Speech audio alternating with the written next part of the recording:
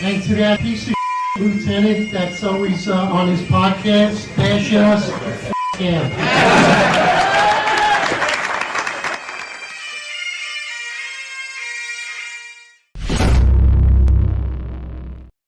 All right, we're live. Live 8:05. Good morning, everybody. 5:05 for me, Pacific time. Listen, we already got comments on here. Friends, listeners to the podcast. Hassan, brother, thank you so much for trying to stick with us every day here. I appreciate it. Listen, good morning, Booster Malacca, Matthew O'Brien, Cactus Joe, 314. I wonder what those numbers are. Deuces 300, Nighthawk 13666. How we doing, everybody? Let's get right into it. News of New York City, NYPD, more. You know what's funny, John? I get calls quite often from people. I know you got these calls too, and they're like, you guys are going to run out of material. How are you going to have material to talk about every day? Like, really? It is endless. It is endless, brother. I could literally stay on this live all day and just continuously look at the news that's coming in from New York City and the NYPD. And you could never stop. This channel could run 24/7. We just don't have enough people to do it, and I don't like sitting down this long. So I mean, it's like it's a million different things, but like this, it's never ending, you know. So it's laughable to me when people say that, and then it's the same people that also are trying to start podcasts too, and you know, everybody's starting a podcast. It's hysterical, dude. I'm like, do it. I think it's cool that honestly, I might have you as a guest. You might? Oh, okay, yeah. That's what I was thinking. I think it's cool. Listen, if other retired guys out there want to have podcasts about policing, let's get more of it. Just all I ask is that if they're coming out with podcasts, just be critical of the leadership just as we are. Be unfiltered. Don't hold back. Don't just say hug a cop, thank a cop, back the blue. We've heard that before. We do. We back the blue. But you got to be fair. Sometimes we can't back stupidity and just idiocracy. So with that being said, New York City landlord arrested after defending himself from armed attack. That's today's topic. That's a subject I'm sure everyone here is going to weigh in. Our listeners, friends of the podcast. We had some good questions yesterday. If this question's off topic, of course, we'll try to get to it, as long as it doesn't bring us totally off course. So, John, let's get right into the article. And if you could start with that, that'd be great. Yeah, so New York City landlord and Harvard fellow defends pummeling armed vagrant who charged him with deadly weapon. Scared for my life. So just a backstory. Guy's a Chinatown landlord. He's a Harvard fellow. Never been in trouble in his life. Tuesday, he was defending himself when he pummeled an armed homeless man and providing chilling new video of the encounter. I just wanted to get home to my wife and kids, Brian Chim, 32, said he remembered thinking as the man began swinging wildly a nail-studded piece of wood at him. So we're going to play the video in a minute, but just the video shows Brian Chin going over to the homeless man who's sleeping in front of his house. Apparently, this person's been harassing his tenants, his family, and he told him to leave several times, and he hasn't. So what you're going to witness in the video is you're going to see Brian approach the man, and he's wearing rubber gloves. And now people are going to say, oh, he's looking for a fight. He's looking for a fight. I don't know, man. If you're out there and you're going to be dealing with homeless people and you're going to touch homeless people, I used to put rubber gloves on, too, a lot when I was a cop. I mean, and if I'm going to go out there in public, I'm actually going to put my rubber gloves on, too, and have to deal with some vagrant who hasn't showered, who I don't know if is using drugs. So you could take it either way. I don't know how I take the gloves. I know that I would probably do it, but when I'm looking at it, I'm seeing yet again the public doing what the police department in New York City should be doing. The failure in public safety on the Adams administration has led people to take public safety into their own hands, to take the protection of their family, their neighbors, and their tenants into their own hands because they're no longer relying on the New York City Police Department. Well, what are your thoughts just around that? Him wearing gloves to approach the homeless guy and just going and even approaching him, because some people are going to say he shouldn't even approach them. No, that's easy to say, right? When you're a landlord, you have homeless, and you have anything that's obtuse, that's an eyesore to your place of business, let's be honest, that's your place of business, you're going to address it. You have a restaurant, there's an issue, any type of business that you manage, you monitor, that's your financial gain, absolutely going to address it. And the problem is exactly what you said, John. That's the zinger right there. Is that New York City is not taking care of it under Mayor Eric Adams. Our NYPD has failed addressing it. Not the rank and file, not their fault, but the leadership has failed them to do their job properly to address issues just like this. That's how we got to issues of Daniel Penny. That's why Daniel Penny is facing potential persecution and prosecution for his own life because he stood and took care of the residents of New York City. And again, here's someone that has to step in because we have a homeless, we have a crime problem, we have all various issues going on in New York City that are not taken care of. As far as the gloves go, it's quite interesting, right? I think everyone has a different tolerance. I have no issue. If you're going to touch homeless people, by all means, if you should put gloves on, it's actually beneficial. It's the smart move. I have to be honest, throughout my career, I think I kind of got desensitized to it. My hands were calloused. I rarely wore gloves. I just got desensitized to it, being an anti-crime sergeant, busy as a cop, active, a special operations lieutenant. I just kind of got numb to it. I always had, big things of alcohol, peroxide, and stuff inside my car. I always had hand sanitizer on me. So, and just because we're always moving and dynamic. But if you're just an average, everyday citizen here, you may encounter homeless people and actually have to touch them. Absolutely. You don't know what type of vermin or diseases they're walking with them. Hey, listen, we got some great friends, great listeners to the podcast. Good morning, everybody. Arthur Roldan is on here. What's up, brother? Thank you so much, man. Great friend to the podcast. So, yeah, let's do it, brother. Yeah. All right. I'm going to play this video now. It's soundless. There's no sound on it. Because it's coming from a bodega. And you see Brian standing over the homeless man. He's sleeping on the ground. Brian's asking him to leave. He's telling him to leave, The guy's leaving, but he's irate.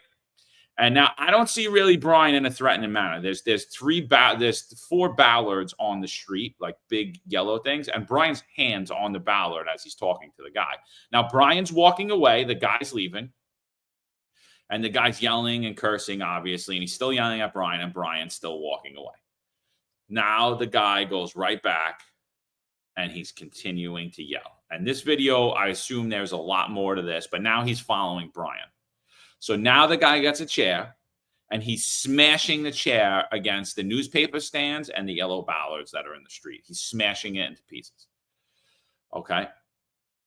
And now, again, Brian goes over to him, asks him to leave. This is when the man, you see him clearly, he has a piece of wood in his hand, and he starts swinging it at Brian. Now, Brian pushes him to the ground. 1, 2, 3, 4, 5.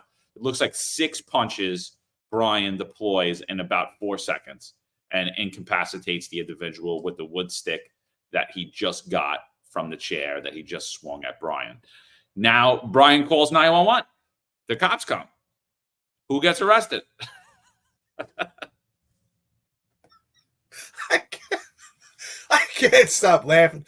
I didn't get a chance to see the video today, but I heard about this incident. You and I just spoke about it. And this is the state of the city. This is the state of the NYPD.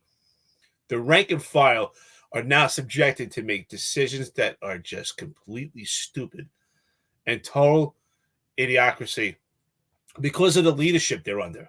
And the leadership that they fall under right now is progressive and political. They are an arm of justice for the Democrats. This is insane right here. Now, listen, some people will say, well, he should have followed him. So I think that's very subjective, right? Okay, if you're a police officer in your capacity and you're summoned to a situation with someone that's homeless and mentally ill, because clearly this person is mentally ill and emotionally disturbed. You're a police officer, you have observational skills, you train, you study, and you've dealt with situations with emotionally disturbed and how to handle them and how to move them without touching them. There's an art and skill and how to actually interact with them. Despite the fact that this landlord here is a scholar. He's and I think that's the reason why they put that in the title here. To really exemplify the fact that he's a scholar, right? He should know better. Absolutely not.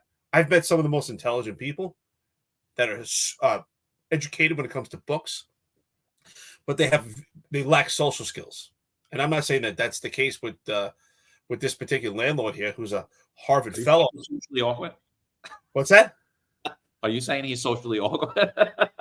He does look socially awkward, but he he may not have the capacity and understanding how to deal with someone who's emotionally disturbed. He may not have picked up on the behavioral indicators that this homeless, mentally ill, emotionally disturbed adversary was a physical threat to him.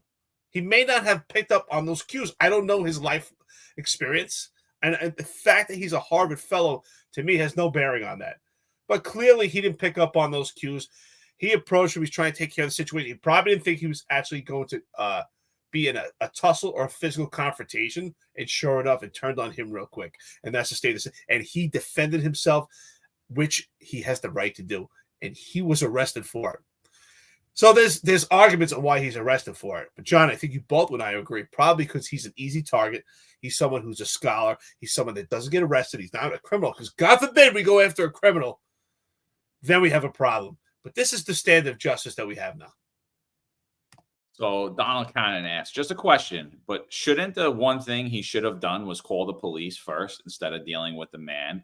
One can say he escalated the confrontation. So, I mean, there's a different article out too. A prior article says he's dealt with the man numerous times. He's called the police on the man numerous times and nothing has been done. Man's mentally ill.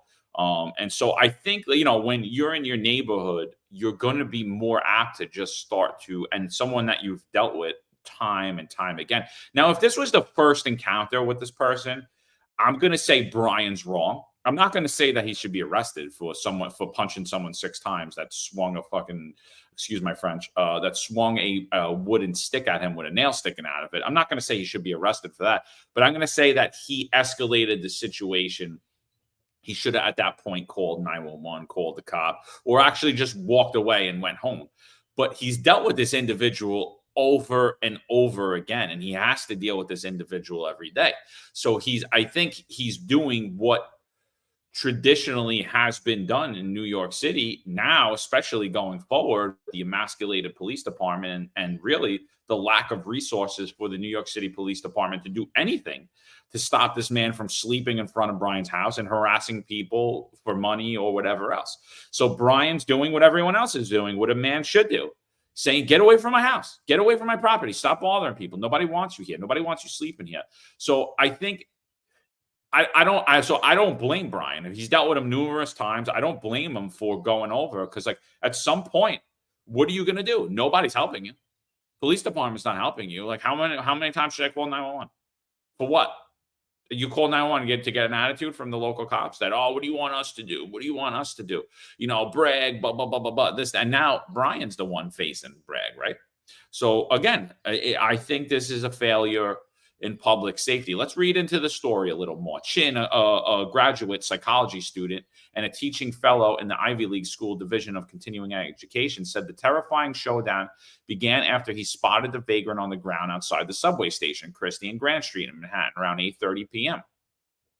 The married dad, who locals told the Post is a makeshift activist dedicated to cleaning up the junkie-strewn area, said he put on black rubber gloves as he approached the man, as he always does when he checks on the homeless.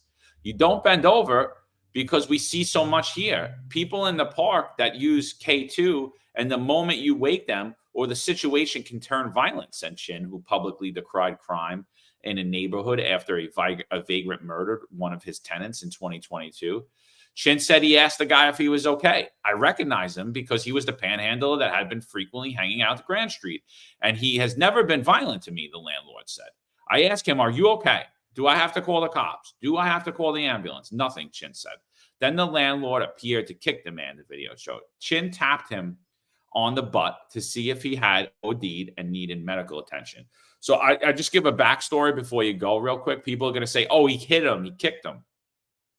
I was with my sergeant one night, an older guy, about 26 years on the job, midnight guy. We had a vagrant sleeping. My sergeant takes out his nightstick, hits him in the bottom of his shoes.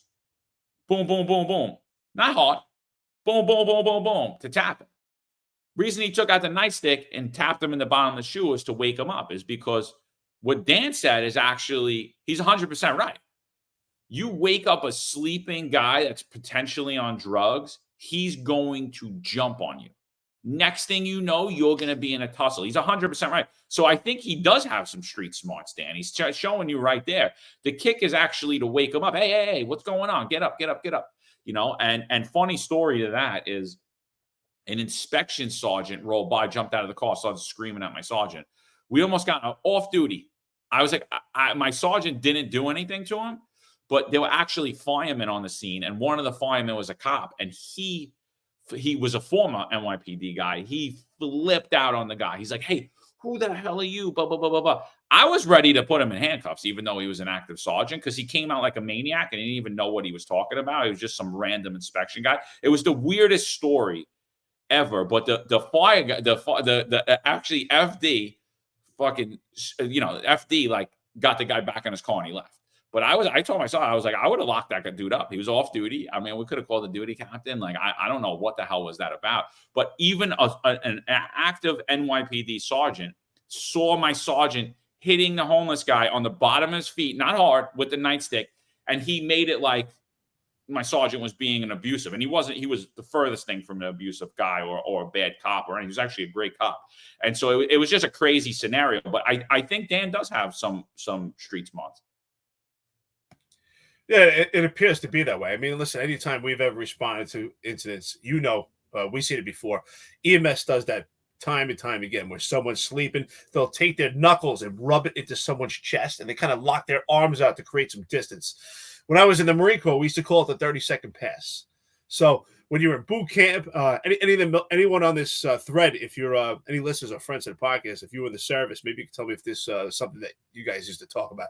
But we used to call it the 30-second pass. And he would say, maybe this is a time you can get away with punching one of your drill instructors, because they used to say that when they wake you up, if they came to wake you up in those 30 seconds, if you went crazy, you would get away with it. Or if you were out in the field, and one of your sergeants woke you up, and if you threw a punch by accident, you would get away with it. That was like your 30-second pass, because they're waking you up out of a deep sleep. But after 30 seconds, then they're going to kick your ass. But so it's the same thing. Now, I want to reflect on what the comment was before about immediately calling the police instead of having an interaction yourself. There was a time where men took pride on handling things themselves. That's part of being masculine and handling situations. And there was pride in not having to call the police and actually taking care of things yourself. There was pride, John, if you know, in our culture on handling situations. If you have a situation with your wife or a family member or something at a barbecue or something like this as a landlord in your business, of not having to call the police, because the police are the most tangible form of government. When you call the police, you are calling government. So I think the fact that he was trying to handle himself at first, I have no issue with that, even if that was the first time. I mean, John, imagine yourself, you have a business, or anybody listening here right now, you have a business. You go to your store every morning, and there's people in front of your store that shouldn't be there. They're an eyesore. Are you going to call the police every time? You would also be a nuisance to the police department if you called the police every time there was a situation, and the police department would not take you seriously either if you called the police every time you had a situation. So I think there's a line there also. I think, that there are people believe, and sure, John, I'm sure you can think about this in your career, right? We've been summoned to via 911 to certain calls throughout our career. And someone would say, something has been happening over weeks to them, whatever it is. And you would say, hey, how come we never called the police? So like, well, I didn't want to bother the police unless it's an emergency, right? Because everyone's interpretation of what emergency is extremely subjective, right? You get those people, they'll call the police for every little thing. And then you get some people, it takes them, their threshold is much higher. So listen, good morning, everybody. Great friends to the podcast, great listeners. We got some great comments. This is great. This is pretty interesting. Someone put here. Brian Hassett. They just fined a Bronx landlord $1 million because, hold on, let me get back to this comment here. Because he would not rent to tenants that wanted to use New York City rent vouchers to supplement their rent. I mean, this is the state right now. What's indicative to me is that New York City is the last place that I would want to do business right now, especially with the landlord-tenant laws. It's extremely difficult to be a landlord. Everything's stacked against you in New York City when you're a landlord. But listen, when it comes to this incident, I don't hold any fault on the Harvard fellow taking care of, taking action himself. I don't think that he was, looking for a fight. I think he was looking to address his situation. And unfortunately, it escalated rather quickly.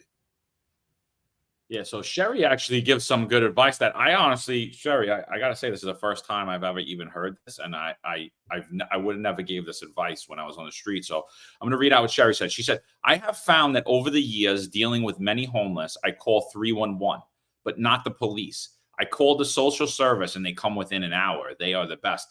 I think that's some good advice, Sherry. I appreciate that. I think that's something that I will recommend to people going forward. When I lived in Staten Island, there was I'll never forget one night I had my slider open, and it was like out of my porch window, and I heard like hello, hello, and I'm like, what the hell is going on? So I look out my window, and there's like this older guy, and he's in my driveway, and I'm like, so I walk out, I'm like, hey, what's going on? And he's like, hey, how you doing? And he's clearly disorientated. He's clearly like he's either intoxicated, he's on drugs, or he's having like some type of mental breakdown. I don't know what it was. I couldn't really tell. But a few kids from my neighborhood came rushing up, and I was like, whoa. I was like, he's an old guy. They were like, that dude was just in my driveway. I was like, relax. He doesn't know where he is. Relax. I said, do me a favor. Call 911 and just tell him to send an ambulance. You have a disorientated older elderly male there. And I was like, come on, sir, I have a seat on my stoop. So we hung out on the stoop. And, we called the kid even said, I remember it vividly. He said, dude, we don't need any cops. Just send the ambulance. We have a disorientated elderly male who doesn't know where he is. And the guy truly didn't know where he was. So I think it's something that does happen throughout time. And in that scenario, Sherry, I would still, I think, call 911 to get an ambulance there as opposed to 311.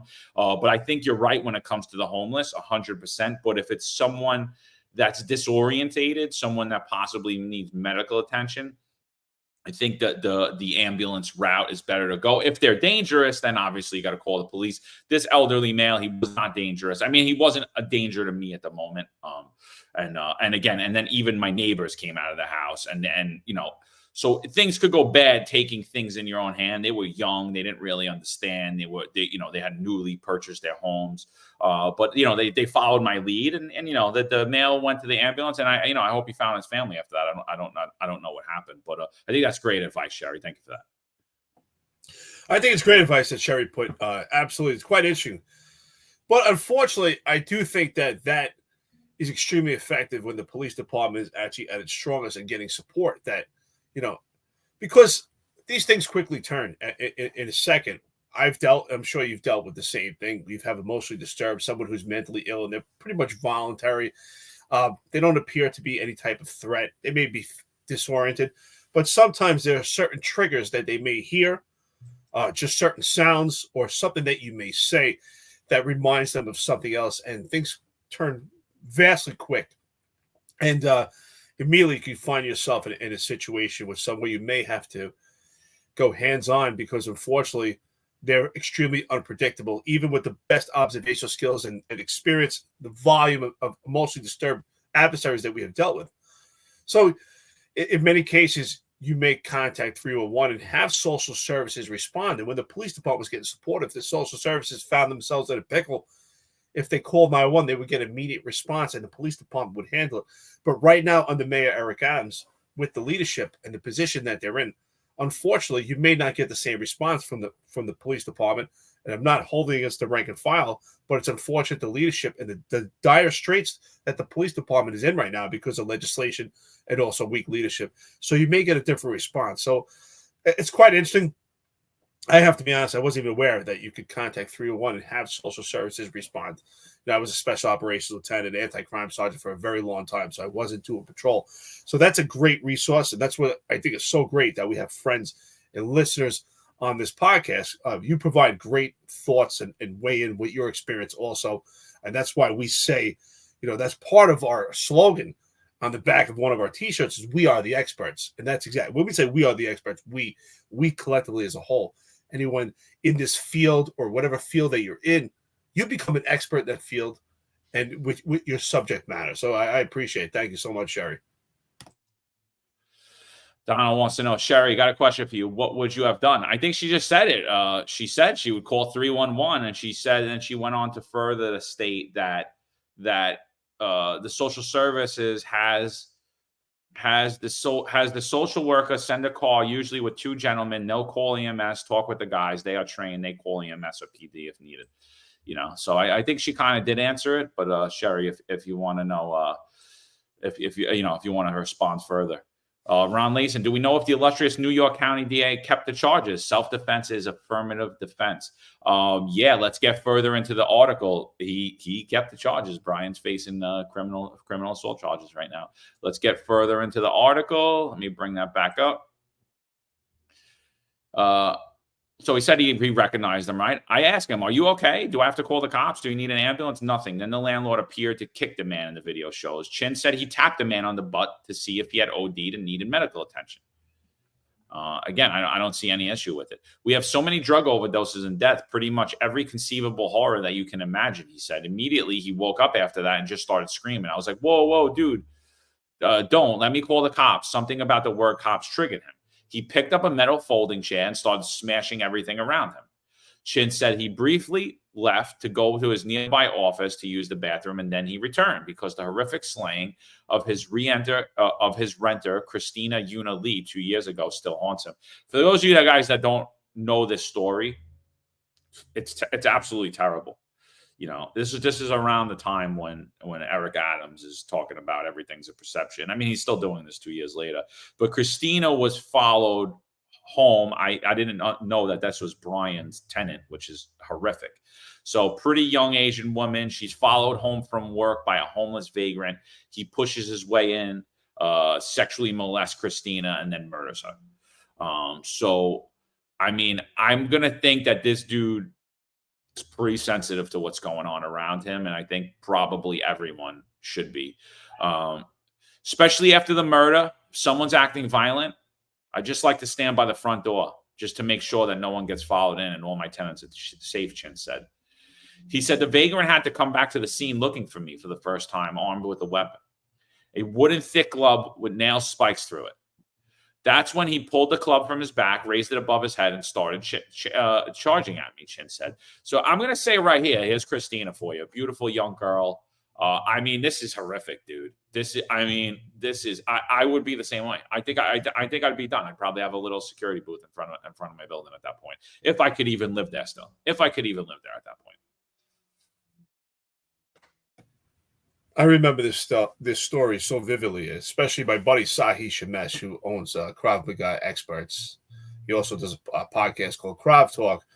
IDF. He's trained by the founder, Iri Lichman, of Krav Maga, and he runs a course for self-defense for women. And he took extreme amount of pride, especially when this case he has built confidence amongst women that have faced trauma, women that have been raped, sexually assaulted, different issues with women, or women who just have, in general, some women that have social anxieties, deal with men by vast different experiences. So I remember this incident in particular. He wrote an article about this. Also, such a sad case, so terrible. I mean, part of this case is also, situational awareness and being aware of who's in and around you, especially when you're entering buildings in New York City or any metropolis.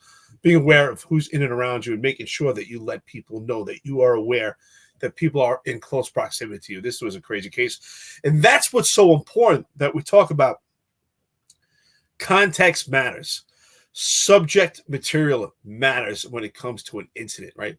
This incident is important subject matter to understand what's in the mind of our Harvard fellow. What's his mindset? What is he thinking when he's addressing the homeless, mentally ill, for instance, at this particular location? So important to understand subject matter, because this really brings everything full circle to understand what he may be thinking. And obviously, we know what he's thinking, so he has to protect his residents. So apparently, He has shown that he is a person of character and actually someone that actually cares about his tenants, or he cares about his business. He cares about the whole ball of wax. So that's, again, it's so important. Context and subject matter is important. Hey, good morning, Zuma with Lily. I appreciate it. So, people are weighing in here with some great comments. Let's keep building this network together. Thank you. Guys, if you do me a favor, we got about 200 people in here. Could you guys just share this out?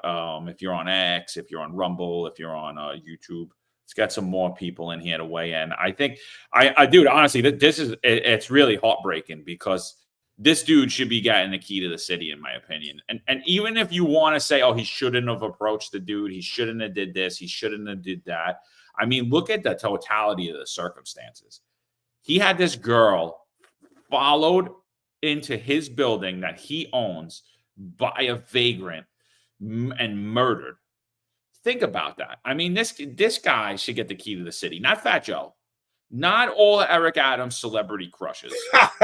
If you want to say he did things wrong, it could have been better, then maybe the New York City Police Department and maybe Alvin Bragg and maybe Eric Adams should go visit the people of Chinatown and let them know what they expect them to do in these situations.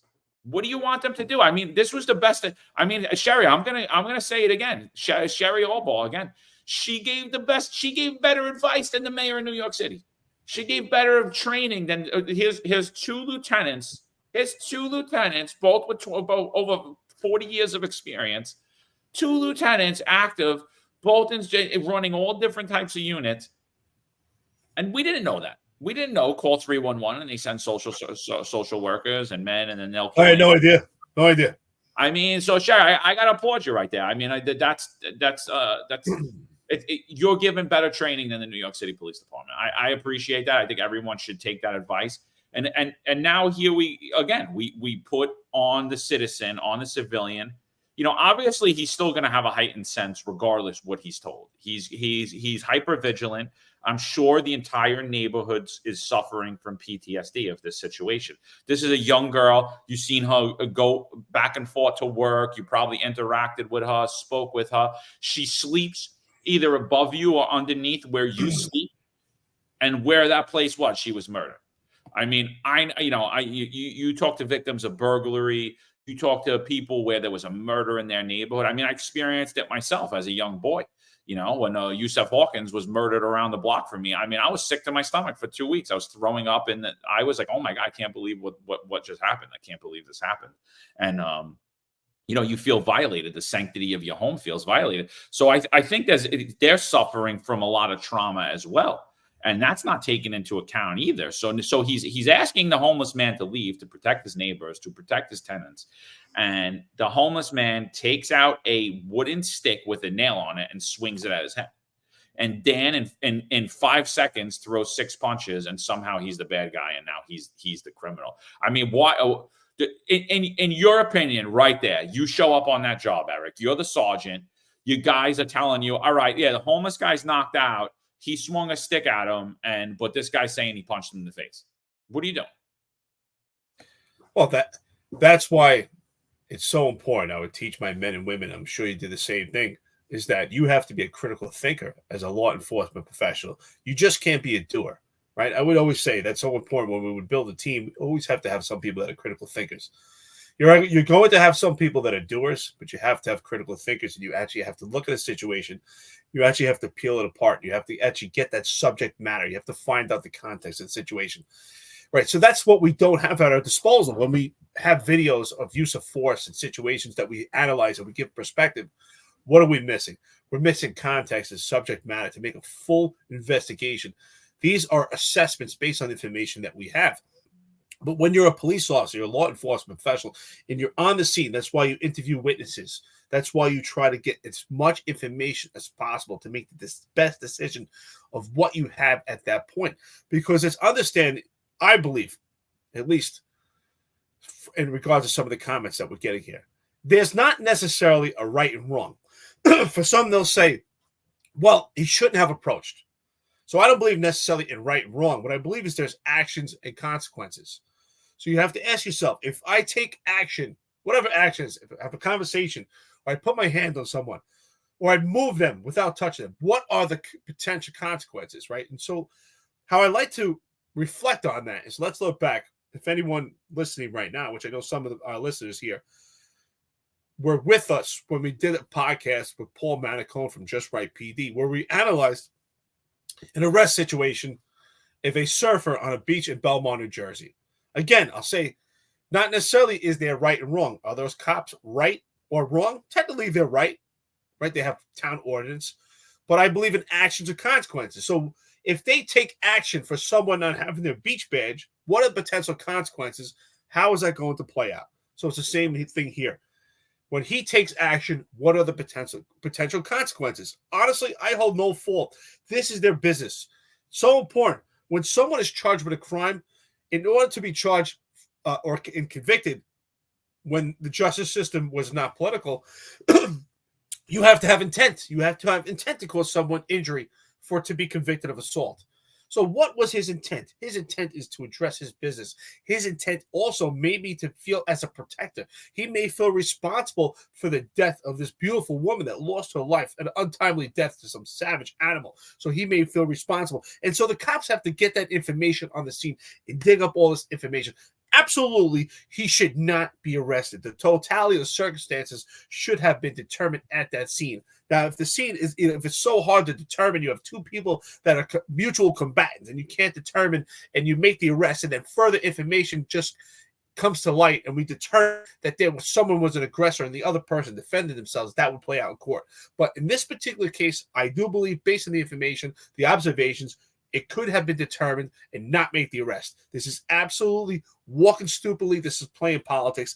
And this is what it shows, is that the police department is working under this microscope, and they're being micromanaged, and they're not able to make smart decisions and think outside the box because they're more worried about liability, optics, not being compassionate towards mentally ill and homeless because of this mental crisis, and the way that the Mayor Eric Adams and this administration actually propels it to the public. So I think it's absolutely ridiculous. This arrest should not have been made. Yeah, I'm with you, dude. 2012, I'm a new sergeant. 2012, I'm a new sergeant. I get a call of, I forget how it came over. I think it came over as a 1010. It came over 1010 possible crime. Male assaulted female, something. I forget how the call came over. I think it came over as a 1010. It didn't even have assault, but there was something weird about it that sparked me up. So I go over there, and as I'm over there, I see a Con Ed guy in handcuffs. My two cops have a Con Ed guy in handcuffs.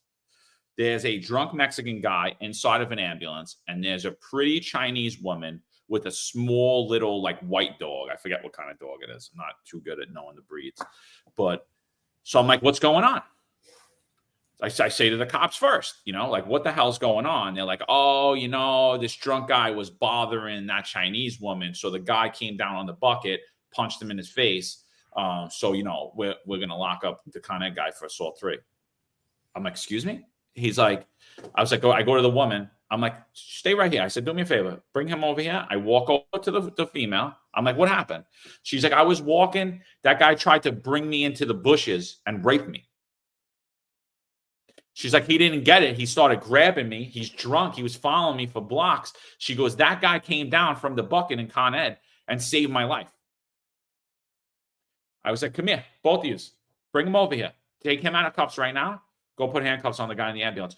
But Sergeant, I was like, don't butt nothing to me. Don't butt nothing to me. Take him out of handcuffs and go lock that guy up. He's the perp. He's the perp. This guy deserves a medal. I take the guy out of handcuffs. I was like, bro, I just want to shake your hand. We need more people like you in this world. I was like, I'm sorry that these cops are morons. I'll just be happy that I was here today. Be happy that I was here today, or you were going to get arrested. I said, but you did the right thing, bro. I said, you did the right thing. You did 100% the right thing. I said, I'm your witness, if anything. The lady thanked him up and down. She thanked me. We got all her information. We locked the drunk Mexican guy up, right? He probably got dumbed down, and they probably didn't charge the drunk Mexican guy with anything, because really, at the end of the day, all he really ever did was grab the female by her arm and try to pull her, right? And when this guy intervened. And that's what's going on in New York City. What's going on is you have people, oh, that guy's got a black eye. Oh, it's terrible. Oh my God, that guy got punched in the face 6 times after he swung a stick with a nail at somebody's head. You think that's okay? You don't have the right to defend yourself? Do we not teach people about the right to defend themselves? Do we not teach people that not everything dictates an arrest? Not every time. You know, but if you got assaulted by that homeless guy and you called 911, they wouldn't lock him up. You didn't touch him. They wouldn't lock him up. Matthew O'Brien says, lack of common sense again. You're absolutely right, brother. Let me tell you, I used to always say it. You know, I have a college degree, life experience, served in the Marine Corps. And most people in the police department have their own life experiences. And I used to say, you know, I have this degree, I could wipe my ass with it. You know, honestly, because there are plenty of people in the police department that don't have degrees and have a higher level of intelligence and smarter than I was. And they were police officers. I just happened to be a lieutenant and I was fortunate enough to pass these tests. But common sense is the most valuable tool you could have, and that's what makes a great police officer. So Matthew O'Brien, you're absolutely right. I mean, that's what it took, John. You were there, and you're like, common sense says this guy did a great job. If anything, he was heroic. He did exactly what we expect from people in the community, right? To be protectors and actually stand up for one another. And that's why I say police officers, law enforcement has to be critical. We have to be critical thinkers, and you don't need a high level of intelligence and have to be even self-read to be someone that is a critical thinker. You just have to be able to have compassion and have. You do need life experience, though. That I do say. You do need some life experience. You know, it's kind of tough if you live a sheltered life to be a police officer and deal with all walks of life to understand how people move and how life works. So, again, I think education level is so. It unfortunately is harped on when it comes to law enforcement that you know certain requirements. You have to have 60 credits and this and that. It's absolutely ridiculous. You do not need these. You do not need these requirements to be an effective police officer. You need compassion and just basic common sense. The most basic common sense. Okay, this man stood up for this woman and saved her. He's a hero. We're not going to make the arrest. It's that simple. But unfortunately, the reason why it gets distorted, and I've said this on prior podcasts, and I used to call it, John, and you could probably agree. So I used to tell cops, I used to do the orientation when brand new cops and rookies would come to the precinct. And you probably did it too, John. I would assume you probably spoke to rookies. But as a special operations lieutenant, I always spoke to the brand new rookies, and sometimes I would speak to them to 2 or 3 hours, and they're probably like, I'm tired of hearing this guy. But one thing I always wanted to hit home is that I would tell them that before you were a cop, before you went to the police academy, you were actually smarter than you are right now. When you were average Joe, plain Jane Joe, you actually were more intelligent than you are right now. They injected you with the idiot chip. Because what happens is when you're just a normal person and you see something, you use common sense. Hey, that guy stood up for this lady.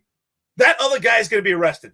That's common sense. But what happens? You get the idiot chip infected in your brain in the police academy, and no longer can you think like a common sense person because you have to worry about CCRB, New York City Council, legislation, the pressures of the internally from the police department, oversight, lawsuits, liability, accountability, responsibility, body cameras. So these things you have to start worrying about. You're liable. And so no longer can you think through this lens of common sense and you become an idiot. So that's what happens. So if anyone here agrees with me, I'm curious, our friends and listeners to the podcast, if you agree, let me know, because I believe that's my assessment. What happens is that the police department infects men and women. And unfortunately, and it's probably not just the New York City, it's probably other police departments. And no longer can you think like a sensible person. What are your thoughts on that, John? Because that's my experience. Dude, honestly, you should write that down. Like that is it's so true, man. And like you see like just utter stupidity from all, like the training. Actually, you're right. It makes you dumber. It makes you stupider. I gotta tell you another story. It's the same 2 guys. I gotta tell you another story because and I'm sorry to go off topic, but no, I'm just sitting here and I'm just flashing back. Like I'm just flashing back. Same 2 guys. Both of these guys, by the way, were in the military. One was an Army veteran. He served, I think, 2 tours in Iraq. The other one was Air Force veteran, and I forgot if he went overseas or not. I think he did. So they're both in the Army. So they're not like dumb kids. They grew up in New York City. They're not like the not street smart kids either. Like they just couldn't use their brains, bro. They just couldn't think around things. And I think you're right. I think it's because of the training. So Boston Marathon, the terrorist attack at the Boston Marathon happens, right? That happens with those two twin brothers. I forget their names, when they use a pressure cooker and they drop it off and they leave a bag and they kill and maim people at the Boston Marathon. So that's like kind of fresh incident that happened. And we get a call of a 1010 pressure cooker at an address. And the address to me sounds like it's very close to Maimonides Hospital. And I'm like, that's weird. So I hear the 1010. So I try to call the guys. They don't pick up. So I'm like, okay. I call Central now. I was like, Central, is there any more details on that job? Like, what's up on that job? She says, oh, it's a pressure cooker laid out right over by Maimonides Hospital. I was like, holy shit. So I'm like, I go over the radio. I'm like, all right. I was like, show me around. I go over the radio now. I'm like, pick up your phone to the guys. I got them. They pick up the phone. I'm like, listen to me. I said, I need you guys to get over there right now. They were on a different job. I said, I need you to go to that 1010 right now. Go to that 1010. I said, go over there. I said, I was a few miles out. I was like, go over there. I said, if in fact it looks like it's a bomb to you, I said, we have to start to evacuate the whole building. I want you to secure the entire block. I said, do not go over your radio over there. I said, step away from it and use your phone. But if in fact it's a pressure cooker and you think it's a bomb that's going to maim people, we have to shut down the whole block and we have to start to evacuate the hospital. So I'm like, holy shit. So I tell my driver, get over there. He's flying now. I call the lieutenant who's upstairs sleeping at the time. She's upstairs sleeping. I call her. I was like, listen, these guys got a pressure cooker. It's the same thing that happened in the Boston Marathon. It's right over by the hospital. I said, just start getting ready in case it's something. I said, if it's something, if it is, I'm going to evacuate the whole hospital. You just got to be ready. Don't worry. I'll take care of it. I said, you just got to be ready because it's going to be a big what to do. I said, I'm not going to go over the radio. I'm going to call it in on Central from the landline in the hospital. I'm going to start to evacuate the entire hospital. She's like, holy shit, right? We get over there. Dude, I'm not kidding. All I see is this. They're across the street from the hospital. Like the hospital's right on one block and they're right across the street, the closest block across the street. Same side, right? Like, so it's just right, like a little block distance. And they have crime scene tape on the light pole and it's in a little triangle just to the corner of the gate. And inside of the triangle is a piece of garbage that's an open pressure cooker.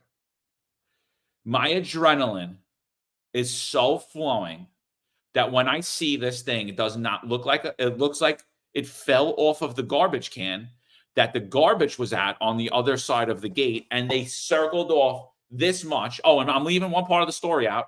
They call me and say, boss, it's a pressure cooker. I'm leaving one part of the story out. So now my adrenaline goes even further, right? It's like through the roof. I get there and I just see them with like a little sliver of the block there. And it's just an open piece of garbage pressure cooker that fell off the top of the garbage can that's overflowing on the other side of the vent. I walk over. I just start cursing at the top of my lungs. I'm like, you effing idiots. I ripped the crime scene tape down and I literally kick the pressure cooker at them. That's how I'm like, my adrenaline's like through the roof. I kicked. I'm like, you stupid bastards. I'm like, you were in the military? How the fuck did you survive? What are you, out of your mind? I called the lieutenant, who, by the way, I didn't even know her. Like, she was just like newly there. I didn't even know her. I call her and I'm like, forget about it. These two guys are fucking assholes. And right in front of them, and I hang up the phone. I ream them out for like 5 minutes. I make the job a 90X. And then I drive off and I'm like, I can't believe, what is going on? What is going? And so just to clarify, that's exact what you just said is exactly what happened in their mind. They thought of all of these things and they couldn't think outside the box. It's unfortunate. It's so true because you think about Joe Schmo, you think about yourself before you went to the police department, and you would see something, something on the corner, like, well, that person's going to get arrested. And that's just normal thinking. You don't know anything about the law. And then, unfortunately, when you go to the police department, you have all these liabilities that really distort your mind. You can't think like a normal person anymore. So that's why sometimes people are like, oh, man, cops are so dumb. And you know what? Some are dumb, but some are dumb because they've been infected with this this ideology and all these liabilities and accountabilities, responsibilities that they have that no longer they think like a normal person. Because I even would tell some of these rookies, like, hey, listen, you see something wrong and you need to help people and need to address something, make the arrest. When you get back to the precinct, there's a book this big. It's called the Penal Law. We'll figure out what charge actually applies to it, because a lot of times these brand new rookies, they get stuck. If anybody is on this thread, you're a rookie, you know what I'm talking about. You get stuck. You're like, what penal law charge is that? And these guys, they hesitate and they don't make the arrest. They know there's something wrong. They know they're supposed to take action, but they don't, because they're thinking in their heads. Their heads are now filled with nonsense information. And that's what happens. It's an unfortunate thing. It really distorts them. So I think that there needs to be also, you're trained from average Joe Schmo to what happens in the police academy. And I think that there needs to be some type of transition training when you go from the police department, academy training, to now to the precinct, to real life, where you actually transition. They understand that this is the world of the academy, but now you have to think like a sensible person. But it's really tough. Even seasoned veterans, it's really tough to think sensible, especially now with all the oversight. Especially, that's why people have to understand how difficult it is for someone with 17, 18 years on the job to transition. You never wore a body camera your entire career, and now you have to don a body camera. And that's why I think that people that are brand new police officers actually have it easier than those that transition with those body cameras. Sherry, I want to say thank you for really supporting John and myself on some things and providing this insight. I think it's quite interesting. I have to admit, I don't know too much about social services on how it works with the mostly disturbed. Many times I spent most of my time as a supervisor. I was dealing with special operations. And of course I assisted, when people called for help when it came to emotionally disturbed persons. But as far as my involvement was getting the person handcuffs, as far as the follow-up, I was not involved in that too much of my career. So I would love if you could contact us at www.thefinestunfiltered.com, and maybe we can have you later on as a guest on our show and talk about your experiences, and maybe you can provide some insight to our police officers on how to handle emotionally disturbed persons, and at least your perspective and some things that we might not be aware of. And you know what? And that's why it's so important. I think the book is called, by John Maxwell, How Successful People Win, is understand that everyone has something valuable to offer that can make you successful. So I appreciate, Sherry, you have a lot to offer, and so does everybody on this thread. I appreciate it. Thank you to the listeners. All right. Sorry, we went a little off topic, but I think it plays in, and I think Eric's right. I think it plays in on the decision making on this arrest. So what we're talking about is a New York City landlord, a Harvard fellow, who's one of his tenants in 2022 was Christina Yuna Lee, who was murdered by another homeless man in 2022. So he had a vagrant continuously being in front of his house. He went over to see if the guy was okay, to ask him to move. The guy became irate. The guy then came back with a wooden stick with a nail on it, swung it at the landlord's head, and the landlord punched him in the face 6 times in about 5 seconds. And the landlord was the one who was arrested and is now facing charges. So let's continue in that article. As he is swinging towards me, I just back up. I just dodge, and I try to step out of the way, Chin said. At this point, I'm just scared for my life. If I had not moved out of the way multiple times, quite possibly, I would be dead. The man then paused, and Shin said he saw his chance to get the club away from him. I charge at him. I do not hit him. I attempt to grab the weapon with both hands, and then we start to fall down to the ground, Shin said. I try to keep wrestling the weapon away from him with my left hand, and I strike with my right hand for a period of 2 seconds. And you know what? It might be that, because that video was very quick. It was a few punches, and it was 6 punches. Video shows the man on the ground as Chin rains in 6 punches on his head. It's not true that he was on the ground. They were going to the ground as Chin's punching, and he still does not have control of the weapon. 6 punches, 6 seconds is another reason why Officer Juan Perez is waiting to see what his penalty will be, right? Because he was already convicted of this by DA Alvin Bragg as well, and Juan Perez is another victim of this criminal justice system, of this insane criminal justice system. Juan Perez responded to an irate, mentally disturbed individual on New York City streets in the West Village. And when he turned to say something to his partner, he was put into a chokehold by this male. He fought the male, punched him 6 times in 6 seconds, and he is the one. He is now facing jail time. His decision date is coming up in September. So we're seeing this over and over again. The landlord then gets up with the club, backs off, and tells people to call the cops. The vagrant was hospitalized with bad wounds. Bad enough, he was unable to tell the cops his name, police sources have said. He had no ID on him at the time. When he is identified, he will be charged with menacing, a source said. Chin said he left the man with a bloody nose, and the guy's more severe 8 to 9 inch head wound was when he stumbled after the cops had already arrived and grabbed onto an unsteady news box in front of him and fell backwards onto the pavement. I feel awful. I never want to hurt anyone, said Chin, a former Army reservist with a specialization in psychological operations, according to his LinkedIn page. Eric, what do you think about that so far? Well, what this makes me think of is the state of the city right now. It's quite, what's the irony in this also is that Juan Perez deployed 6 punches also. So unfortunately, it's become to optics where people are convicted for how many punches they actually deploy. So it's ironic to me that Juan Perez was sentenced for doing his job as a police officer. He deployed 6 punches. And this Harvard fellow deployed 6 punches to overcome an adversary, and he's going to face the armed persecution also and prosecution. What's interesting to me, this is what I think about. What if this Harvard fellow was a CCW permit carrier? He had his concealed carry. And this mentally ill, homeless, emotionally disturbed adversary deploys that weapon in the same manner, and he takes out his firearm. Rhetorically speaking, this didn't happen. Before someone says, oh, this happened. No. What if this happened? And he, instead of throwing punches and deploying strikes, he fired a shot. What would that story be painted like? So that's what I think about in this matter, right? Because there's actions and consequences. He took action. I have no issue with him taking action by addressing the situation. But here are the consequences now. And unfortunately, the arm of the justice is not on his side anymore. Why? Because he is a good citizen and obliging individual in New York City. He's not a criminal. He's not someone who's mentally ill. And if he was, the political theater that's going on right now in New York City would have a different standard and would be on his side. And unfortunate, this is just deterioration of our justice system to see that it's in this manner. It's absolutely ridiculous. It's so sad to see.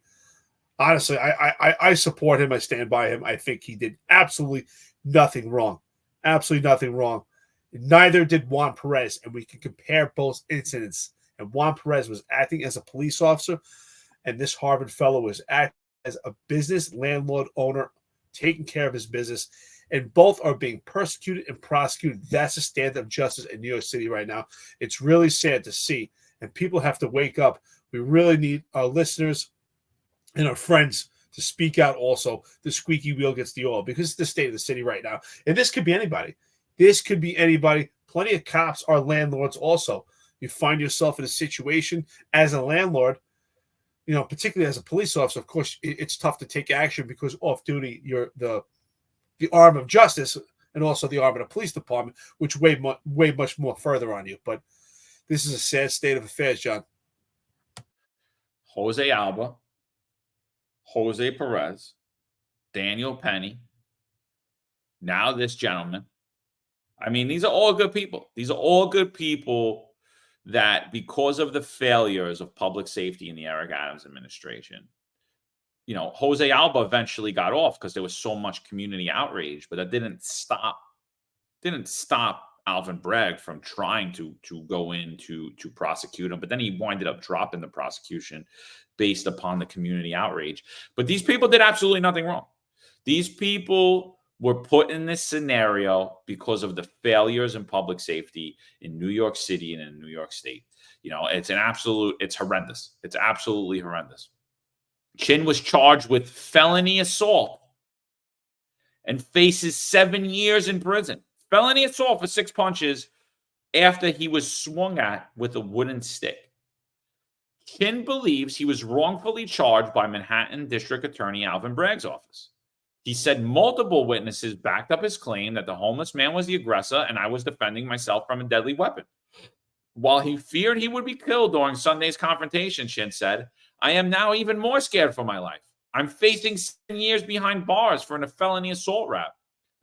Why is my life being upended? My teaching career destroyed, he said. People think I'm just a landlord, but my passion, my real job, I'm a teaching fellow at Harvard University for the last 6 years. Why is this happening to me when I was only defending my life from a man who unprovokedly attacked me with a deadly weapon? That is just the height of insanity. We've reached it. I think that it's funny. We just spoke about how common sense is so important to be an effective law enforcement official, to be a police officer. Common sense is the bedrock to being a good police officer. Eventually, when you become a cop, because there's pride in actually someone saying you're a cop. It's because you have common sense. You're a critical thinker. You just think outside the box. You show compassion for people, and you make good, sound decisions. But arguably, the same could be for our justice system.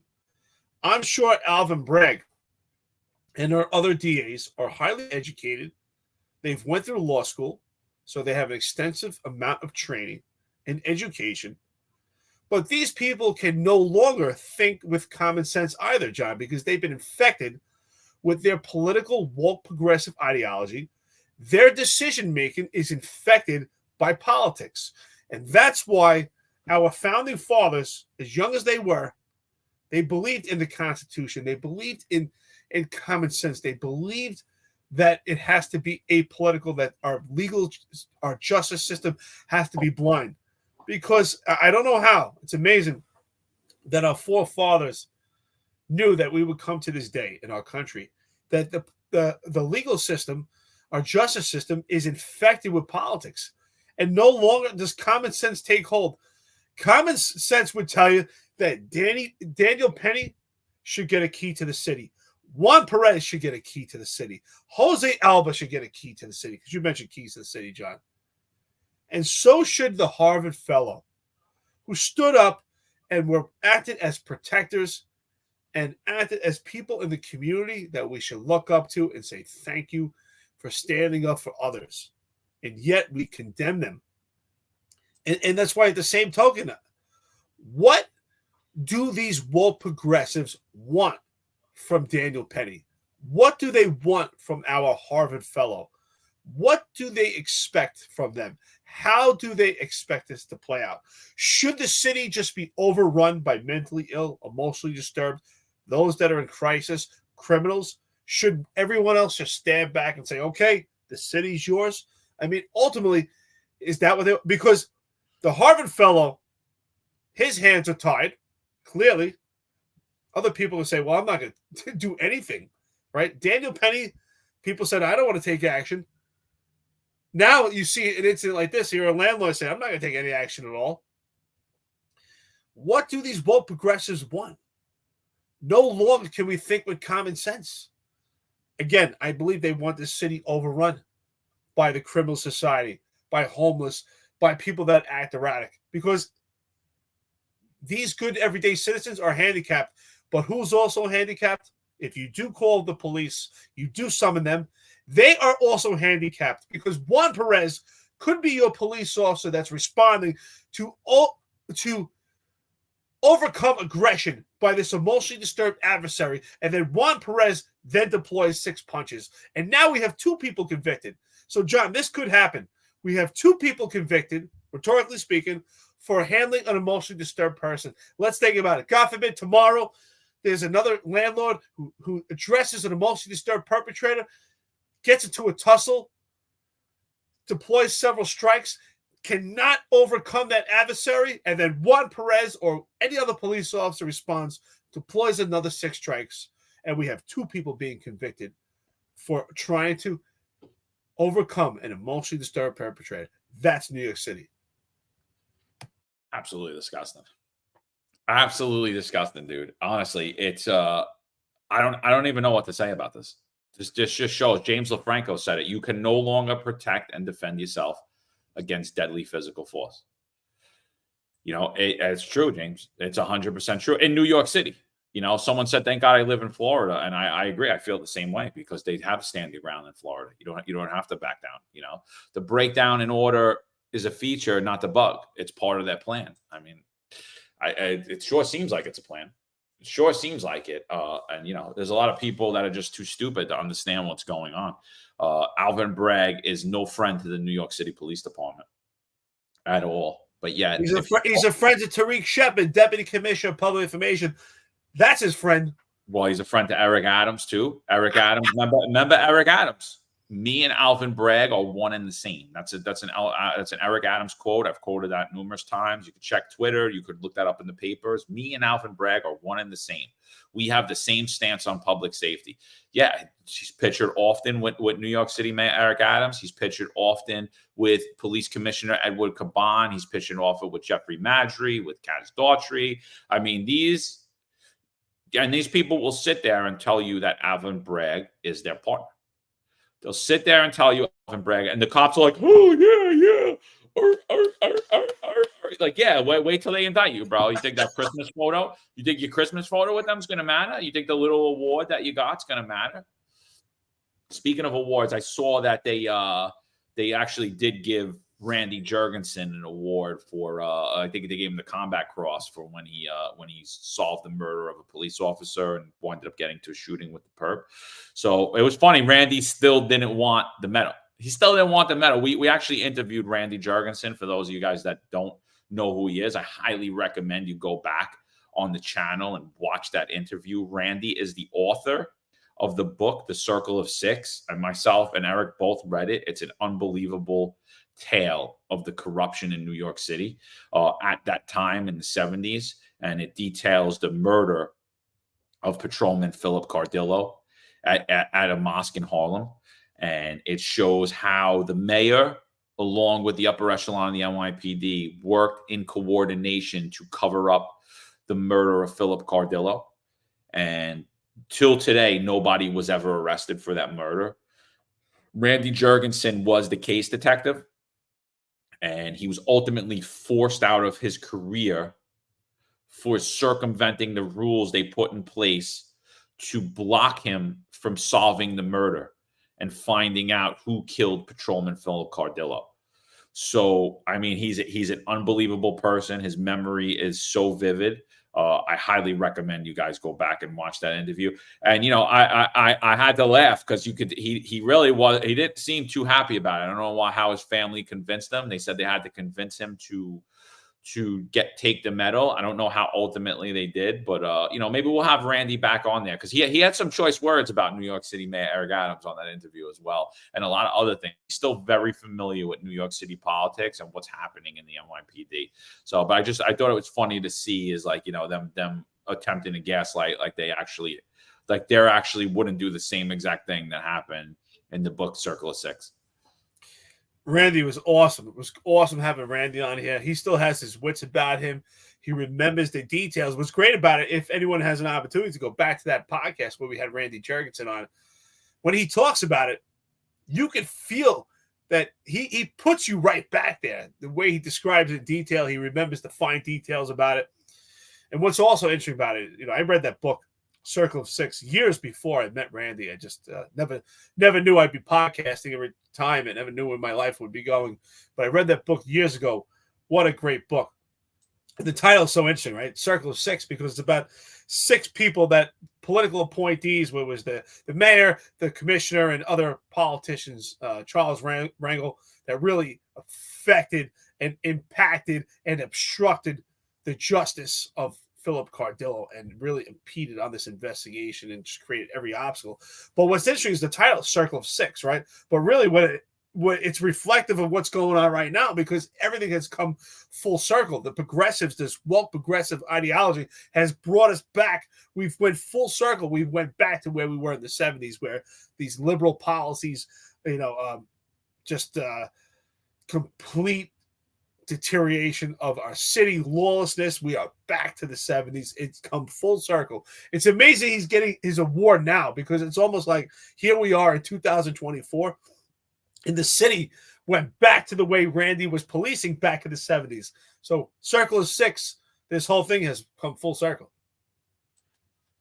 Yeah, 100%. You know, that the circle, I think the thing that bothered me the most about Circle of Six when I read it is I was like, wow, I was like, the whole system was set up to cover up the murder of a cop to protect the likes of the Black Liberation Army, who were murdering police officers at the time. And the reason they did that was they didn't want a political scandal in the media.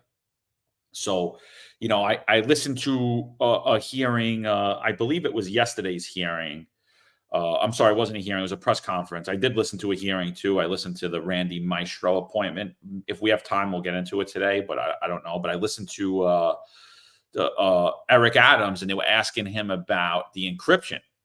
And he just talked about safety. Oh, this is safety. This is public safety. This is the wave of the future. And then he had the Deputy Commissioner of Intelligence, Rebecca Weiner, come on. And she talked about this is safety. This is what all the departments are doing. And all I said was, I said, you know, this is, they said, this is the wave of the future. I said, yeah, the wave of the future is there is zero transparency when it comes to the government, but there's maximum transparency when it comes to you. The government could see everything you're doing, but you can't see one thing that they're doing, right? And you know, people, you know, a lot of critics have attacked me about my stance on the encryption of the radio. And I said, not only is encrypting the radio going to cause distrust, further distrust with the community, and further separation from the community and policing, it's also going to be a detriment to public safety and to officer safety. So my critics have said that, no, this is a officer safety stance. Encrypting the radio is good. But what we clearly just laid out, and what we lay out over and over again, is that officer safety also relies on transparency. Because in the case of Serpico, when officers let him get shot in the face and didn't call an ambulance, when the tenants had to actually call 911, right? We would never know that if those radios were encrypted. We would never know a lot of things with Randy if those radios were encrypted. You wouldn't know things like we saw even with Chris Kyle. And when Chris Kyle, not Chris Kyle, Pat Tillman. When Pat Tillman was killed in training, the government tried to cover it up. They tried to cover it up because it was politically unfriendly. Right? And if we are going to remove transparency, it's not to protect the officers. It's to protect the politicians. It's to protect the political narrative. It has nothing to do with officer safety. So encryption of the radios removes officer safety. Eric, what do you think about the encryption? Well, I got chills when you were telling that story, especially when you brought up Pat Tillman. Honestly, I'm not kidding. I can see the hair standing up right now. Absolutely. You and I both, you know, for the most part, John and I, we agree. We're kind of linear and parallel on most issues. We have our differences too. We disagree. That's what makes, I think, for a great show also, is that we do disagree on things. We have our both perspective. But this, we've both been pretty adamant, and we both agree we're on the same plane when it comes to this. This is completely not about safety. This is about this particular administration controlling the narrative. That's what this is. So they can control the narrative. If the radios are encrypted, they can control the information that actually gets out to the media. That's what this is ultimately about. I mean, we've had channels that are encrypted where you and I can talk point to point and no one else can pretty much hear it. So this ideology for safety is ridiculous, because if that's the case, this would have been done years ago, because we do have the technology to do it. So this is not something new that we have technology. I mean, the military, I've had radios when I was overseas have been encrypted, and that was in 2003. So we've had the technology. So it has nothing to do with that. It's exactly that. It's this administration controlling the narrative. I think that's 100% what it is. 100%. Guys, we have about 300 people in here. If you could just do me a favor, if you could just like wherever you are, if you're on X, if you could share it out, we'd appreciate it. Boost us up in the algorithm. We'll get more people in here. Appreciate you. So we're going to switch topics now. This comes out in the Gothamist. NYPD texted one another to kick their ass before mass arrest at Black Lives Matter protests. Ooh, this is news. And this is just more of what I always say is when you're a New York City police officer, you are a celebrity. You should have the muscle. Unfortunately, today, most of you don't. You are a celebrity with the muscle, without the money. And this is what I'm talking about, because little things like this before a Black Lives Matter protest, when all of us remember the Summer of Love in 2020, and a lot of these things were not protests. They were more reminiscent of riots. People were retiring in droves because they were afraid of what was going to happen. Officers were being killed at these things. Officers were being assaulted. There were numerous injuries against NYPD officers. There was a complete breakdown of society. I myself, responding to all of these things and being out during this whole period of time as a newly promoted lieutenant, I myself remember thinking in my head, my one fear was not of myself, but was of my family, was of my wife and my children, where I would send them to my sister's house while I was at work each and every night, because there were numerous talks of anarchists going into Staten Island to officers' homes to get their families while they were at work, working on the streets of Manhattan or in the bowels of Brooklyn. So, I mean, the fear at that time for police officers was insane. So somebody texted, oh, go kick their ass before a Black Lives Matter protest. And somehow that's news. All right. This is laughable, first of all. This is absolutely ridiculous that this is news. It's only news because it's cops. You're absolutely right. It's like an Esquire.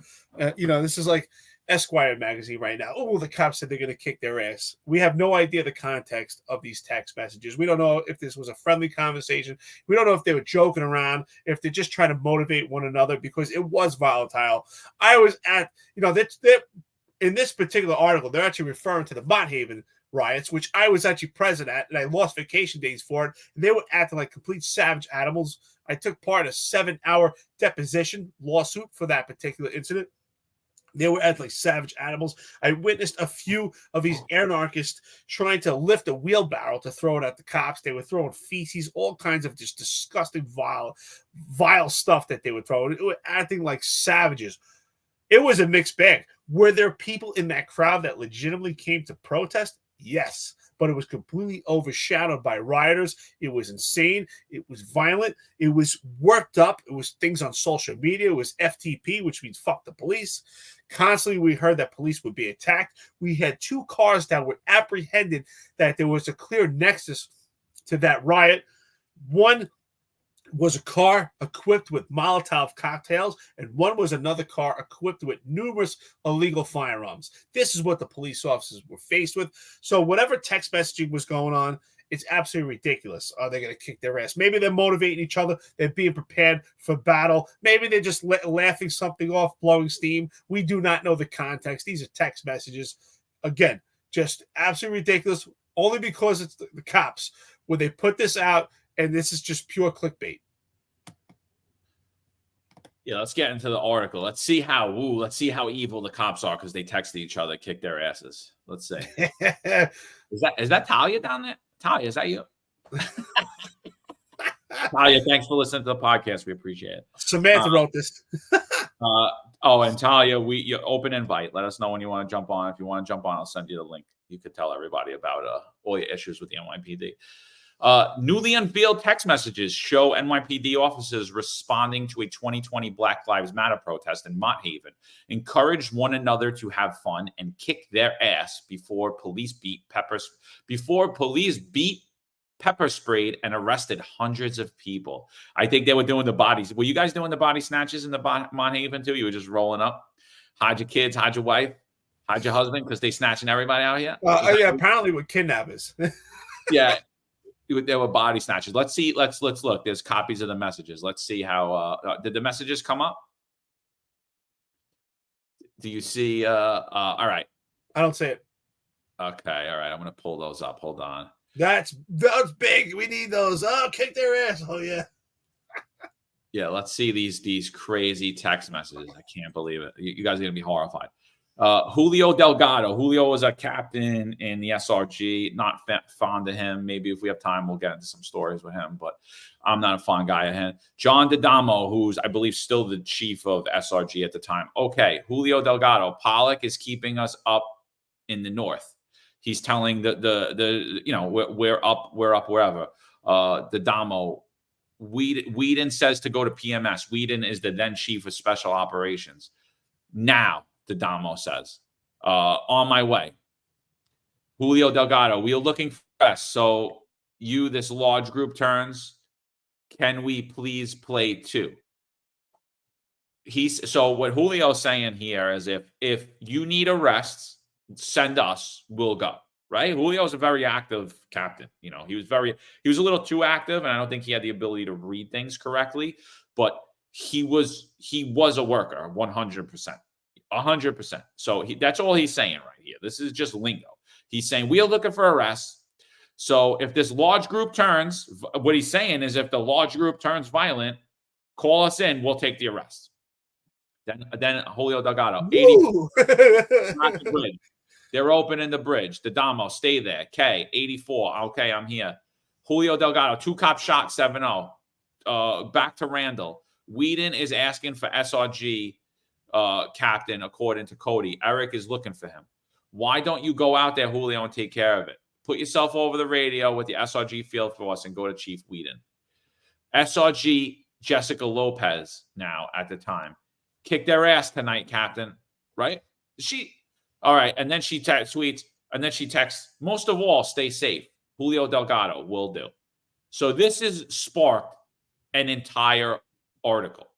Kick their ass tonight, Captain. What do you think about that statement, Eric?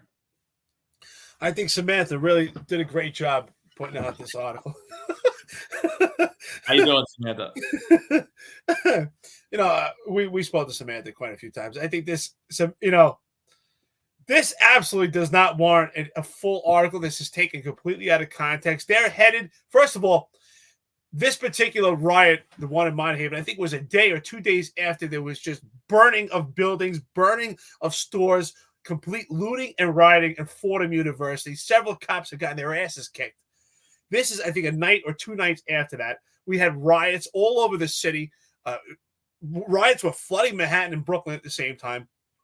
SRG was working all over the place. So if it's a little motivational, that's pretty much all I get from this. It's just a little motivational. Get over there, be careful. I mean, and kick their ass could be taken totally out of context. Was it kick their ass like go beat them over the head, or is it kick their ass like, hey, go do your job and shut this thing down if they get out of control and make arrest? That's completely taken out of context. I'm surprised, Samantha, that you went and wrote a full article about that one line right out there. We don't have subject matter and context. We just spoke about that in this podcast. You need context and subject matter. And I'm surprised, Samantha, we spoke several times. We've given you some good insight. And I wish you would have called John and myself before you put this article out. And that's what we would have told you, that this is taken out of context. And before you put something out like that, you should get context. Subject matter actually matters. Kick their ass, get stuff done. Go get them. I mean, I don't even see anything here. They're not. She's not saying this is like what basically the basis of the article is trying to say is that what SRG Jessica Lopez is saying is they're trying to say that she's saying, all right, go out there and beat people up for no reason. Absolutely not what is being said here. What's being said is exactly what Eric just said. Do your job. Kick their ass tonight might be just block people off and stop them from rioting and never having to put your hands on people. It's to outsmart them, outwork them, provide public safety to the people of New York. This is taken totally out of context. Eric, I know you've done it before, but can you just tell the people what you dealt with at the Mott Haven? Absolutely. So in follow-up, post follow-up, just to give you paint you a picture, I sat for a 7-hour deposition testifying and giving my testimony on the accounts at the actual protest and riot. And I refer to it as a riot. It was not a protest. And I was corrected numerous times that no, it was a protest. You keep saying riot. And again, I refuse to say protest. It was an all-out riot. So at that riot, it was a huge crowd and huge opposition. We had two cars that we had apprehended perpetrators. There was a clear nexus. One car was occupied, and the contents of that car, there was Molotov cocktails. Another car was apprehended with illegal firearms inside that car, with a clear nexus to this crowd. The crowd came there for a purpose. They were riding, screaming, "Fuck the police." I saw a couple of actual adversaries, a couple of perpetrators in that riot tried to lift a wheelbarrow to throw at the cops. They were throwing drumsticks at the police officers. They were wearing goggles. They were throwing feces. They were throwing other types of water-based items, which we believed was urine. You could smell it. It was disgusting. It was an all-out riot, and that's what happened at Mott Haven. This is the actual riot that they're speaking of in this text message. I just hope that no one texts you, "Kick their ass tonight, Lieutenant," because that would be the worst thing that happened. You know, forget the feces thrown at you, forget the bricks and the wheelbarrows and the officers that were injured and the people of Mott Haven that were afraid of what was happening. Forget all that. Forget all that. I just hopefully you guys weren't releasing some steam through text messages or even saying things to each other that could be completely taken out of context and written into a story a few years later. Let's go on with this fabulous piece of journalism. Wait, before you go on, I just want to say this, John. I just want to say this. We shouldn't have radios encrypted. These text messages, they should be encrypted because it's getting distorted by the public and distorted by the media. These text messages should be encrypted because no longer, as a law enforcement official or a police officer, could you behave like a normal human being. And you know what? I wouldn't be surprised if they say this is hate speech now. I mean, we just don't know anymore. Well, we don't even know what hate speech is. I mean, listen, I'm with you. Like, the text shouldn't have been out there, but from what I'm gathering, and I don't know any of this, I'm just thinking that somebody didn't like Julio, he had a lot of people that didn't like him, and they released these text messages to the media. That's what it sounds like to me. And it's part of a lawsuit, right? Because it's where did we get this from? We got this, which is public information. So if you text me and then later on I'm mad at you and I'm like, look what Eric texted me, and then I sue you, and then I present it as evidence in the court, it's public information, and there's nothing you can do about it, So you got to be really careful on the job with who's on these threads, because we've seen it time and time again. We saw officers get jammed up for making fun of a cop. He sued them, but the courts never acknowledged that he, in turn, would make fun of them. Like, he would egg them on, and then he saved all the text messages. And I think that was at the World Trade Center command. We saw that. So I think you just gotta. It's just another lesson for cops. You really got to be cognizant of who you're talking to and what you're texting. Not who cares about this, Jessica. If you're watching, this is complete nonsense. Who cares? And who even cares if they write a story about this? You should frame this, all you guys, or even you, Julio. I should frame this one. I think someone said they were recommended Behind the Brass Wall. I think I read that too. I think that was about an IB lieutenant whose son was a cop, right? And he was dirty. That was a good book too. And that was another crazy case, that another high level corruption case in the NYPD that really got buried. Nobody ever heard of that. That was a good book. I definitely recommend that book as well, Behind the Brass Wall. When we're still working on our subscriber tiers and all that, and we're going to do that. We're going to start a Patreon. We're still going to bring, obviously, free content, but we will have some behind the paywall, and that's part of the paywall content. We're going to do book reviews, movie reviews, things of that nature, how-to videos, all stuff like that. So that will be behind the paywall if any of you guys are wondering what we were working on there. But yeah, let's go a little further into this article. While most of the messages are mundane communications about logistics or safety concerns, some suggest that members of a controversial protest response unit. So, I mean, me and Eric, for those of you that don't know, we wrote an article in the Manhattan about the SRG and how they actually have a less, they have, they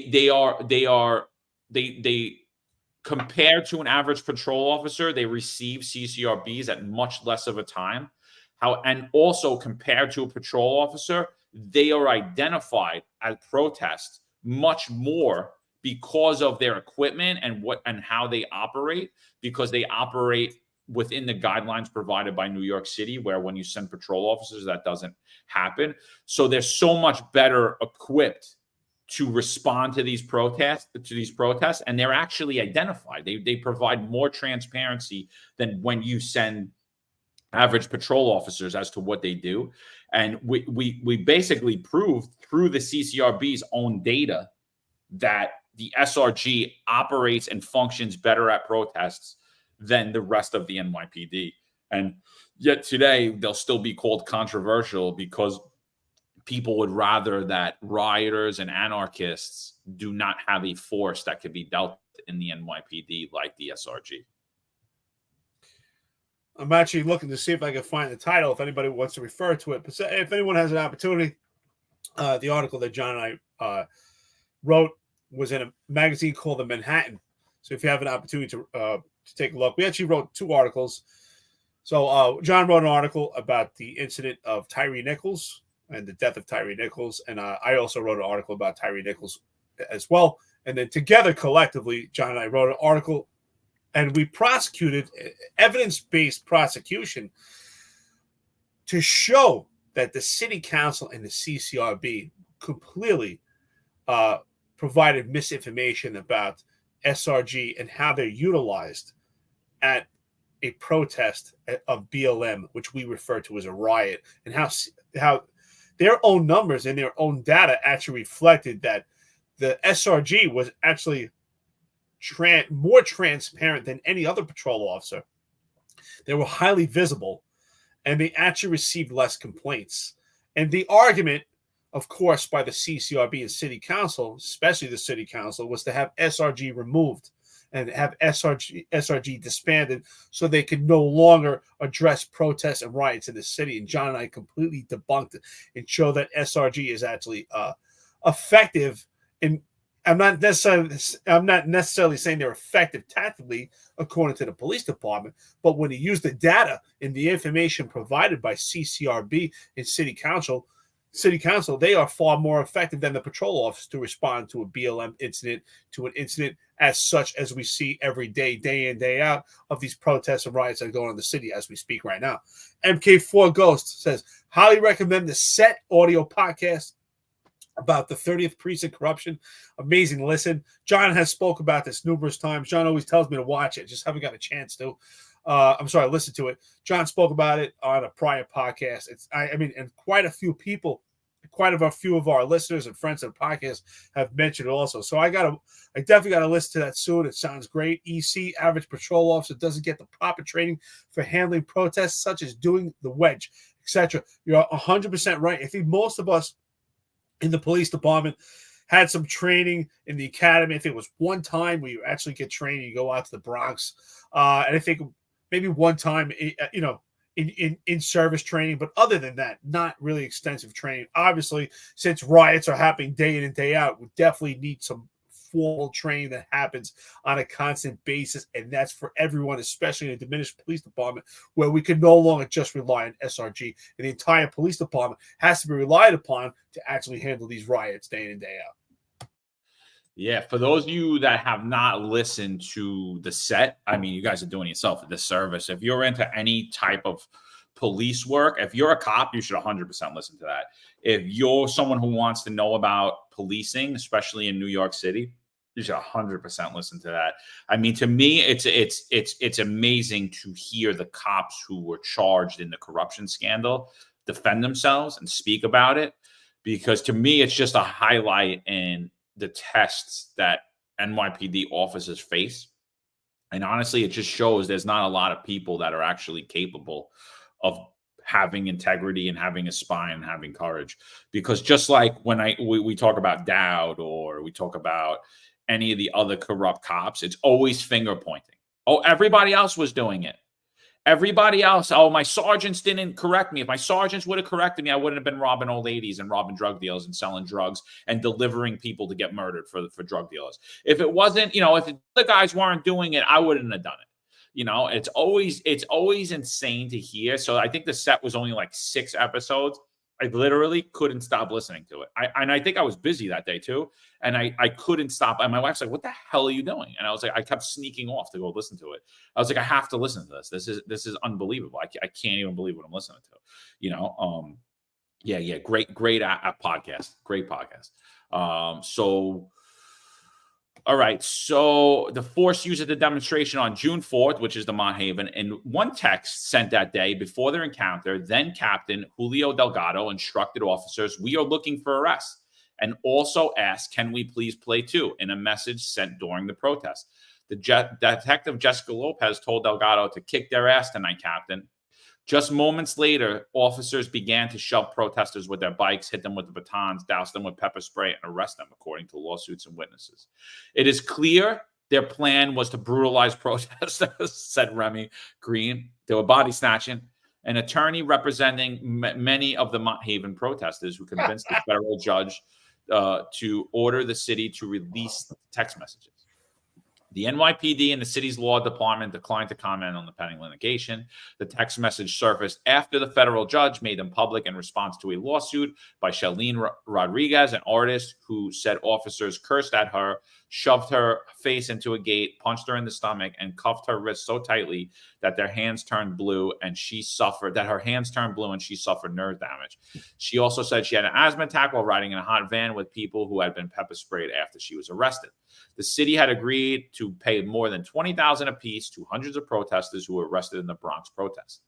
The NYPD also faced a lawsuit from the state attorney general and a mountain of civilian complaints for its response to that demonstration and others across the city in days and months after the police, she says, killing of George Floyd in Minneapolis. I highly recommend you listen to their lying and you watch The Fall of Minneapolis, because it sounds like the death of George Floyd, not the killing.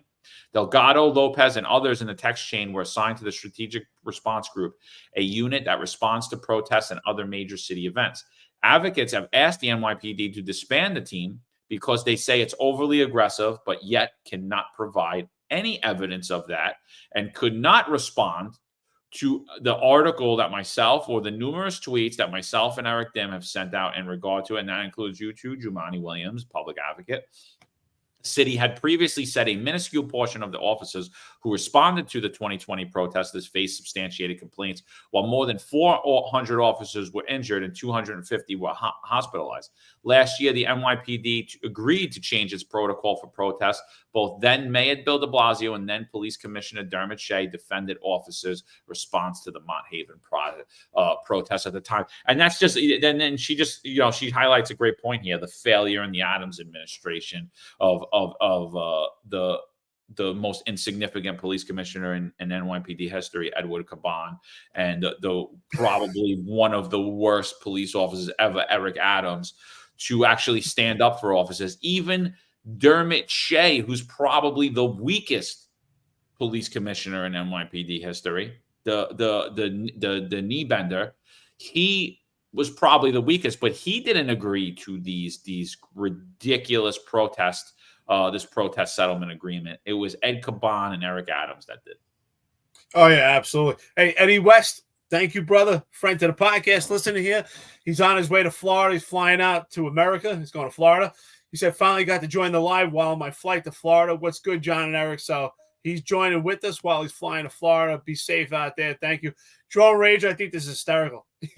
Instead of forcing us to watch 30 videos a year on pronouns, they should reinforce riot tactics and formations a few times a year through those virtual trainings. Doesn't replace in-person training, though. You're absolutely right. We need constant training. So, listen, Samantha, you and I and John, we have all spoke several times where we've given you insight and perspective when it comes to police work on particular incidents that you inquired about. I wish you would have called us about this. I think that this article mostly is just another opportunity to talk and resurface what's going on with post-George Floyd when it comes to protests and riots, and talk about ultimately the protest settlement. So we agree with you. The protest settlement should not be something that met its inception with New York City. This should never have been signed off. And again, I agree with John. You need to look back and watch the fall of Minneapolis and see really what happened and the deterioration of this country from a little lie that started within a police department that just spread throughout an entire country and really affected New York City, and a clear indication, a clear effect on these riots and this particular riot that I took part in. That's why, Samantha, I wish you would have called me. I took part on this riot. There's an iconic photo. It's my photo on X as most complained cop. I'm there in full riot gear with my baton. I was standing perched on top of a car to see what was going on with this crowd. I actually lost about 15 vacation days for getting on top of that car. Apparently, you're not allowed to use what's in and around you as a tool and a resource, which I think is what police officers should use, which is part of critical thinking. Ron Layson says, where is Juju today? That's quite interesting. Juju must have had a very important meeting, or maybe some type of interview or a media tour with Newsmax or Fox News talking about drones and things of technology. So we haven't had an opportunity to have our friends here today from our left in opposition. So, Ron Layson, good morning as always.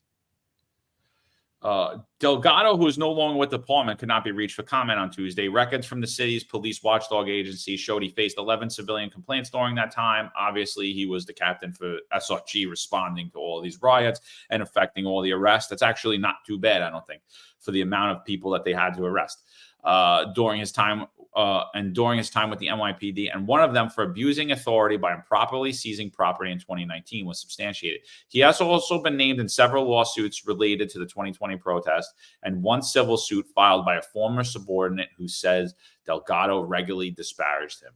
The city tried to keep the messages secret, arguing in court papers that they were relevant to the case and could subject Delgado to embarrassment and harassment, endanger his safety. But Judge Valerie Figueroa ruled last week that they should be released because the city hadn't proved Delgado would face serious harm, and because he was a high-ranking officer in charge of the response group during the protest. The detective unit did not immediately respond to an inquiry regarding Lopez's measures.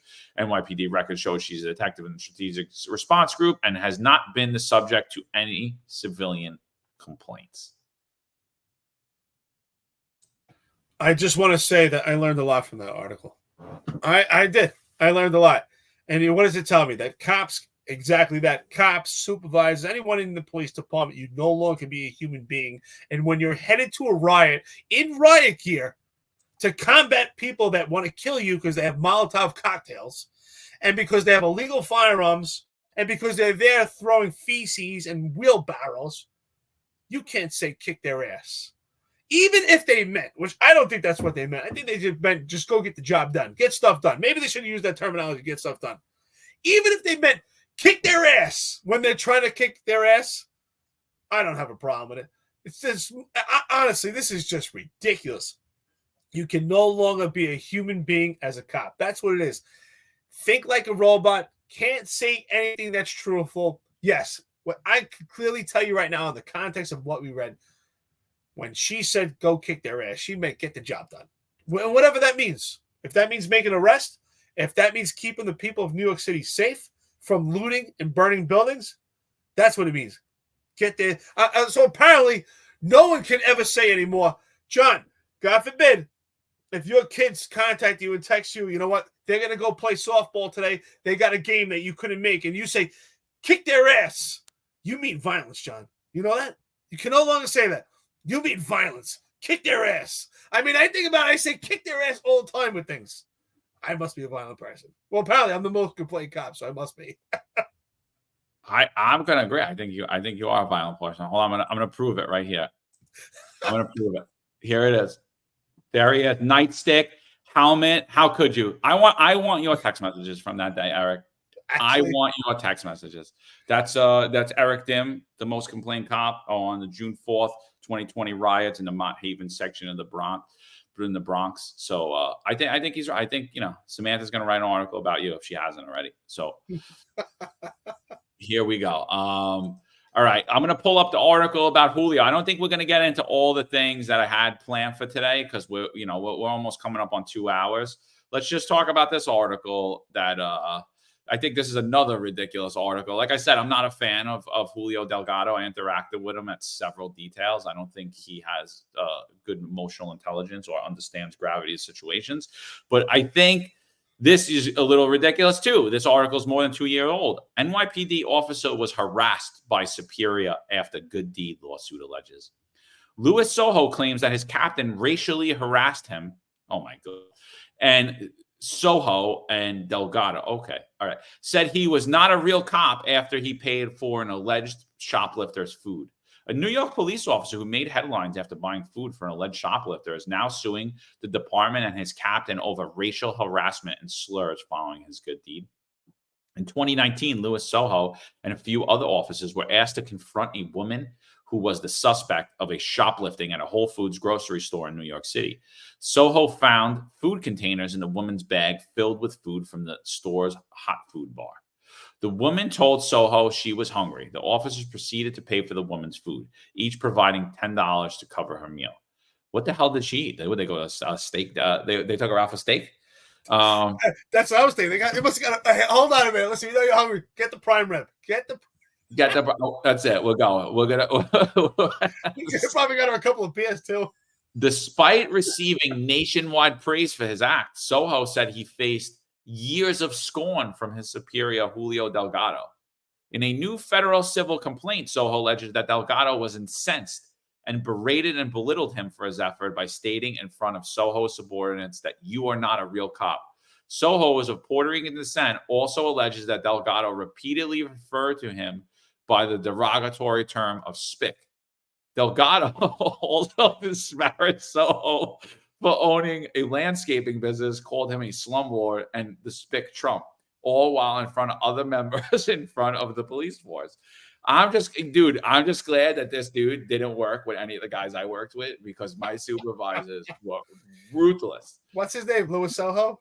Yeah, Soho. You wouldn't. I mean, I honestly think this actually makes me like Delgado a little bit. What do you think? What I read so far? First of all, he did not say that.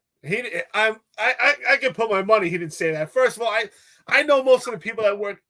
I think he said it. Even if he did. Listen, I know the people that work.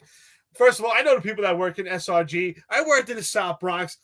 Almost every person I worked with was Dominican and Puerto Rican. I heard them say derogatory stuff to each other. I mean, come on, this is absolutely ridiculous. This was jokes. I mean, they were definitely joking back and forth with each absolutely. other. And this was totally, again, taken out of context. Again, Delgado. Is Julio Delgado a racist against Spanish people? I'm sorry. I'm just not buying it. I'm not buying it. Listen, like I said, sometimes I used to call the Dominican Police Department. I worked in PSA 7. Everybody was Dominican. I mean, I worked in the Lower East Side. We used to call it the Black Mob. Everybody in PSA 4 was black. And it was cool. We used to joke around. It was great. It was diverse. It was more diverse then than it is now. And, when I was in the Marine Corps, man, these guys could never handle it. The stuff that these guys would say to each other, man, I used to laugh my ass off. But you got to have tough skin. And, even the way I was with my teams, John, you and I spoke about this. And we talked about it on prior podcasts. When you went to work, especially when you're on a team, even if you're the boss, sometimes it's your turn. You're getting abused for that day. But the fact that he's suing for this is the stuff that I hate the most. I hate CCRB. I hate city council. I hate all this legislation. But I get it. You know what? Listen, I can handle it from them. Like, they have no idea about police work. They really don't. They don't understand what it is to walk in our shoes. They don't get it. But when it comes internally from people that walk in our own shoes, that's why I say the worst thing is the eternal pressures of the NYPD. Ron Lacey just said PSA 7 had a great softball team. Just saying that. They sure did. We had a Dominican softball team. They were awesome. Those guys were great. But seriously, the eternal pressures of the NYPD, the way that we treat each other, the way that we can't handle things amongst each other. The fact that these text messages got out, that's the worst part, is what goes on within. Absolutely, dude. I mean, I was on forget even the text message, the things that were said to me, the things I overheard. I mean, come on, when we're joking with each other, blowing off steam. Now, so the guy goes on to say that on numerous occasions, Soho attempted to ask Delgado to stop his behavior and was instead faced with threats, according to the filing. And Delgado threatened to eliminate Soho's overtime, refused to assign him to desk duty, and refused to grant him the right to meal and bathroom breaks. I'm not buying it, man. Like if somebody really crossed the line with you and you were pissed and you were like, dude, don't say that again, they would stop. I don't care what rank they are. I don't care, because all that stuff was always done in jest and never and like a bullying tactic. I've never seen that. And honestly, if I ever did, I would step right in. I've never seen that ever, not one time in my life. Working for the New York City Police Department, I've seen guys go back and forth with each other, joke with each other, laugh with each other, make fun of each other, and then somebody's looking for a payday, and boom, next thing you know, it became a big problem, and everybody's feelings are hurt. You know, Soho also tried speaking to his supervisor, Chief John D'Adamo, as well as a lieutenant from the Special Operations Division, who saw complaints from Soho's units, both to no avail. When Soho first encountered Delgado as a fellow sergeant, he said that Delgado, so they know each other a long time, right? Claimed Soho's locker claimed as a hazing antic and mutilated it such that Soho had trouble getting into his locker each morning, causing Soho to be late for roll call every so often. Soho has suffered extreme economic, physical, and emotional damage as a result of the aforementioned discrimination, hostile work environment, and retaliation, a lawsuit said. Soho is not the first person to file a lawsuit against Delgado. According to the lawsuit, Delgado, along with the city, have been subject to civil lawsuits concerning discrimination and retaliation with respect to the discrimination against other subordinate members, one of whom was Muslim. Soho is currently suing the NYPD and Delgado in the city of New York for race discrimination, unequal treatment, color discrimination, retaliation, and hostile work environment. He has demanded compensatory and punitive damages in the amount which have not been disclosed. Here's why I say Louis Soho. Come on. Really? This is what I'm talking about. We have been completely emasculated. The police department within is just crumbling. I mean, that's why we need strong men to check other men. Like, come on, you're going to make a lawsuit about this? You're going to sue this guy? You guys were joking around. You were friends at some point. If you can't take the heat, get out of the kitchen. Come on. I mean, when I was in the Marine Corps, some of these guys could never handle the abuse that you would take from each other, the jokes. I mean, even, with some of my teams, I would also know that I would always do an interview process to select guys to go on my teams, but I also had to know that not only could they be a good cop, but they had to have thick skin. That was important. They had to be able to be part of the team. I can't put someone on the team that has thin skin, that is easily offended. They're never going to survive in a team environment. And you need that. That's venting. It builds the camaraderie. It builds the morale. And clearly, just some guys are just not cut out for it. But that's the worst part. John, don't you agree? Like, okay, CCRB, City Council, all these outside entities, whatever, I don't care. But when it happens within, like, oh my God, where do we go? Dude, I can't even say the things I've been called by my supervisors and the guys I work with, because we would get pulled down. Like, I can't even tell you. And it was like, but it was never, if I ever took it like in an offensive manner, I would deal with it right there. I don't need to, it doesn't need to go outside. I would handle it right then and there. Right then and there. It doesn't never need to go outside. And that's why you never hear stories about any of that nonsense come out of this podcast, because it's all taken out of context and it's all in jest in the moment. I know a dude that they used to move his locker all the time, right? They would move his locker and hide it. And then he got so mad. What he did is he brought his welding kit into the locker room, and he welded dude's locker shut while they were late. So they had to crack their lockers open. Their lockers were mangled for years until we started getting new lockers. And that's it. Nobody ever knew about it. I mean, the bosses knew about it, but they didn't officially know about it. You know what I mean? They knew about it to laugh about it. You know what I mean? Just so many stupid things. And there was no, not that I ever seen, not my time as a supervisor and not my time as a cop have I ever seen any hazing. But I do. There is one story I got to tell you, and it was a young kid. His father was a captain. It's in the 6-6. Kid comes running out. They're messing with my locker. I'm like, what are you talking about? He's like, someone tried to break in my locker. I'm like, all right, show me. Right? He comes running up. He comes banging. Oh, here's the part of the story. I just get into work and I'm changing in the sergeant's locker room, in the boss's supervisor's locker room, right? Lieutenants and sergeants. Bang, bang, bang, bang, bang, bang, bang, bang, bang.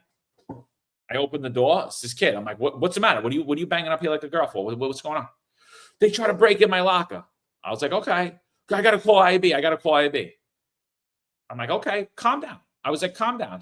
Is anything missing? I don't know. I can't get into it. I was like, all right, calm down. I'll be down there in a minute. Don't touch your locker, right? So I'm sitting in there by myself. I'm like, why did he bypass the desk? The desk probably sent them up to me because they knew I was getting changed and whatever.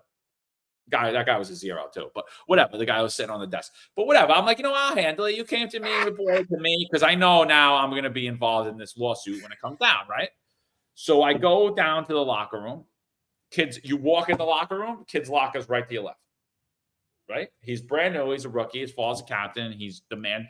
He's like, you got to call IB. You better not shit can this, he says to me. I was like, dude, who are you talking to? I was like, go call IB. I don't care. Go call IB right now. I said, I'm doing an investigation. I was like, why did someone break in your locker? He goes, look, I can't turn my lock. I was like, okay, so where are you suggesting that someone tried to break in your locker? And he's like, well, I can't turn my lock. I was like, so someone tried to break your lock? Is that what you're saying? So I was like, are you missing anything? He's like, I don't know. So I have him give me the convo. I force the lock. I can't get it. So I snip his lock, right? I snip his lock. I actually have an extra lock. I give it to him with the combination. I snip the lock. I'm like, go through your locker. Absolutely nothing's missing. I'm like, all right. So what, you want to call IAB? He's like, yeah. You're going to try to shit can this. I was like, okay, no problem. I call IAB. Yeah, this officer is saying that someone tried to break in his lock. I conduct an investigation, blah, blah, blah, blah, blah, blah. Nobody tried to break in his locker, whatever it is, blah, blah, blah. He's not missing any contents. His lock wouldn't turn. So I knew off the bat when I walked in what happened. What happened was his lock is right. His locker is right in front of the entrance where you walk in, right next to the bathroom. So somebody must have been using the bathroom and slid his locker in front of the bathroom door, and then they couldn't get out. So they pushed the door, pushed his locker over, and the locker fell and hit the lock. Must have hit, right? But I didn't write that out. That's just what I think in my head. I just said because nobody broke in the kid's locker. I don't know that happened. There's no camera in the locker room, but any reasonable person could assess that that's what happened. But that's today what policing has become. If that was me, I would have asked for pliers, snip my fucking lock, check my lock. Oh, nothing's missing. Okay, I need a new lock. Boom, lock my locker, and that would have been the end of it. Anybody got an extra lock so I could secure this?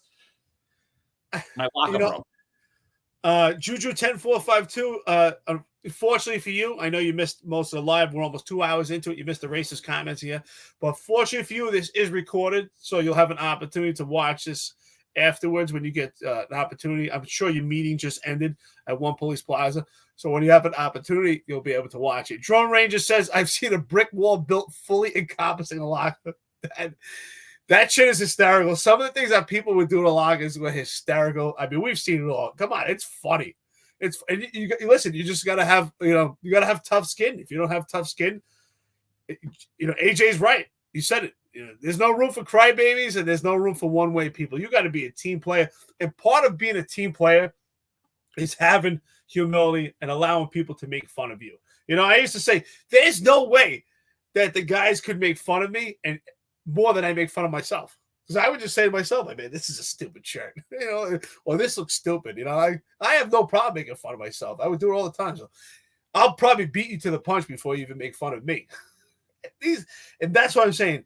The police department, I'm smiling now and we're laughing, and this is all genuine because it was a good time. There was a time, not anymore, but there was a time where the job was fun. It was fun, man. He went to the car and just put the car on and just get covered with powder, or I remember plenty of times grabbing the handle. There's like mayonnaise or something stupid on the car handle, and just the pranks that we used to play. It was fun, and nobody got mad. Nobody got insulted. And to get to this point where that we're actually suing each other, it's really sad. I mean, these are your brothers and sisters that you rely on to go out there with you and save your life, to back you up. And you can't take a joke from them. That's healthy. If they're joking with you, that means they like you. That means they care. If they don't joke with you, then there's a real problem. Yeah, man. I don't know, dude.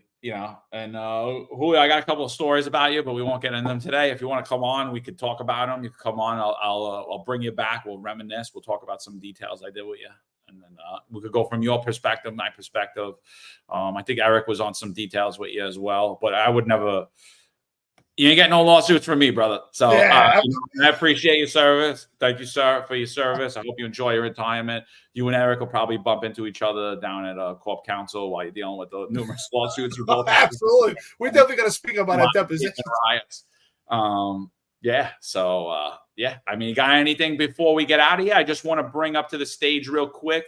Obviously everything we talk about is New York City's under one party political stronghold. We have to break that up. We have to have people who actually care, who are not doing this for money, who are taking large pay cuts to try to go out there and really giving away years when they should be enjoying their life.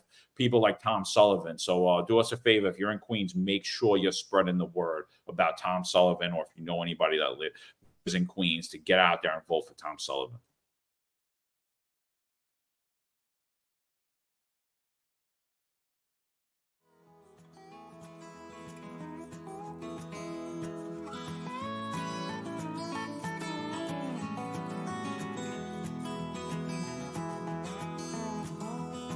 Tom Sullivan is the Republican, Conservative, and Common Sense Party candidate for New York State Assembly District 23. Tom is a financial professional who served simultaneously in the United States Army Reserve for 30 years and has now retired. His district covers Ozone Park, Lindenwold, Howard Beach, Broad Channel, and the Rockaway Peninsula. Come November, I would empower our law enforcement agencies to go out there and do their job and not put them or their families or their pensions at risk for doing their jobs. We need drastic change in Albany so that we have a say in this matter, and they realize people of New York State will hold them accountable. The Sullivan family has a legacy of service. Tom served for 30 years protecting and defending the rights of others. Come this November, he has earned your support. This advertisement's paid for by the Friends of Tom Sullivan. All righty, we're back. All right, Eric, what do you got? What are your closing thoughts on all this? What do you think? Outstanding. Well, really, listen, unfortunately, it's kind of heavy to say, but the reality is we lost the veteran, seasoned police officers. And with that, you get lawsuits like this. You get these kind of situations because it's so important you have that big brother figure who's going to put your arm around you and say, listen, kid, I don't know why you're offended. I get it. You need to have thick skin. We're not making lawsuits around here. This is not what we're doing, okay? This is a brotherhood. We depend on each other when we're out there in the streets. This is absolutely ridiculous. You got to be able to take a joke. And that's why it's so important. But I want to thank the listeners, our friends of the podcast. Juju, I missed you today. I got to admit, I missed you. Unfortunately, I hope it was a good meeting. I don't know if you had Comstat. So, No, Thursday's Comstat. That's true. What day of the week? I don't even know what day of the week anymore in retirement, Juju. I have to look at the calendar to know what day of the week it is. But there was a good comment here. I want to read it. Let's see. Some people have some funny stories. Even Ron Lacy says, transit would send your locker uptown strapped to the train. That's hilarious. Who's it? AJ? You know your teammates. Here it is. You know your teammates, right? Oh, my God. What am I doing this guy? You know your teammates love you when they make fun of you, but when someone outside of the unit does the same and your team comes to bat for you. Brother, you nailed it. That's absolutely true. It's just, right? Because you know what that means? That's family, right? You can tell your wife behind closed doors, like, hey, listen, That's stupid. You're an idiot. I don't know why you did that. You tell your kids, you know what? That looks stupid. You tell your brother, I tell your brother, I don't like that. Was stupid. You're family. You make fun of each other, but you don't let people from the outside make fun of your family. You're right, AJ. Thank you so much. Sounds like you're a good cop. I hope you're part of a team, because you sound like someone who should be part of a team. So listen, great podcast, great episode. And it's a great podcast and great episode because our friends and listeners to the podcast, you're weighing in, great subject matter. Sherry, thank you so much for your insight today. All the people that are on here, listen, Nighthawk, 13666, AJ, EC actually asked, I think that's where we should close out, John. EC, if you're still on here, asked about merchandise. So something John and I are working on right now. So he does have, John has I don't know if he has his cup right now. He's got we got the cup with the party department and also New York's Finest Retired Unfiltered Podcast logo on the cup. So we're working on getting shirts that we could actually print to order. So we're working on that. We'll be able to go on the website and print, and we'll have those shirts developed at some point. We do have a shirt that's still at Myers. You could get it online. There is a link to it of our New York's Finest Retired Unfiltered Podcast with our 265 Police Live series. So we'll be working on more merchandise in the future, and we will be working on subscription, a tiered system. There will be some free content, and there will be some content that you have to view by and get over that paywall. So thank you so much, listeners, friends to the podcast. Everybody, let's keep rocking. We'll be back tomorrow, 8:05 live, Eastern Time, 5:05 Pacific Time. Be ready. Yeah, and just so you guys know what the pressures that we're under, I just got a notification from Podbean. Podbean is where we send all of our audio podcasts out to. So we get a lot of downloads there, like a lot. And someone told me to switch over to them because they have advertising opportunities and you can make money for your downloads, right? So, that we send it to Podbean. Podbean sends it out to Spotify, Apple, all of these things. So we're actually monetized on YouTube. And I think most of our podcasts actually are advertiser friendly. But Podbean puts out podcast content safety attention needed. Dear podcaster, we are writing to inform you that your podcast, New York's Finest Retired and Unfiltered Podcast, did not pass the content safety verification. This may affect the advertising opportunities available to your podcast. So as you see, we have the mayor's office coming after us. We have the upper echelon of the NYPD coming after us. We have known mobsters coming after us. We have all of the businesses actually trying to keep us down, which is why we are going to start to move to a free platform, which is Patreon, where it's going to be a small subscription fee, and we'll appreciate it. We're going to have a lot of content on there before we go there, and then we'll continue to upload content there. But there's absolutely no way for us in this current state of censorship and the current leadership of the NYPD and Eric Adams, it's very few ways that we could actually monetize this platform, and we do dedicate. I mean, we're pretty much at this point dedicating our lives to the show. Obviously, we're on here for 2 hours, 30 minutes. Sometimes we even did 4 hours the other day. So it's just hysterical, man. It's absolutely hysterical. EC says Rumble was starting to grow on. We don't get a lot. I think we just started cracking, like we're getting 100 views, but for a long time we were only getting 20 views. I don't know what the algorithm is for that. I mean, YouTube we're definitely growing on, and the downloads are still happening, and all this is happening. Just the advertisers, they don't want to hear the truth. So, and I get it. I get it. You don't want to hear the truth. This podcast isn't for you. Originally when I started the podcast, and then even when Eric joined, I got tons of garbage about this logo.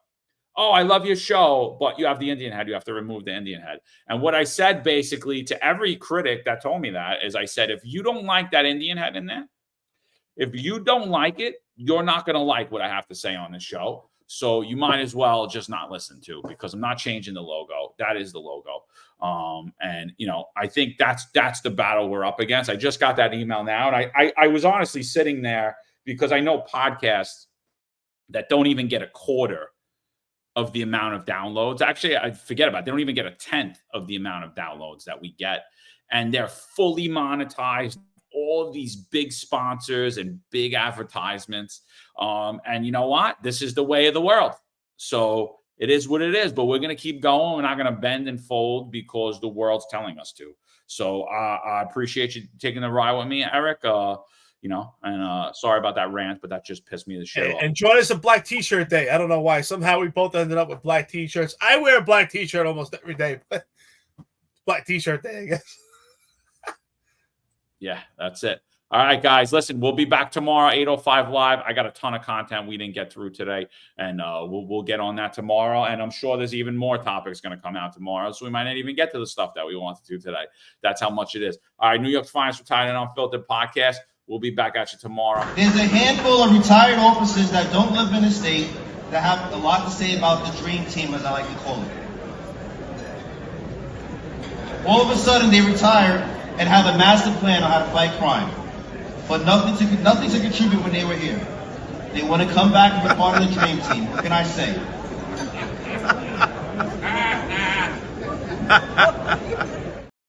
Law enforcement professionals dedicate their lives to serving and protecting our community.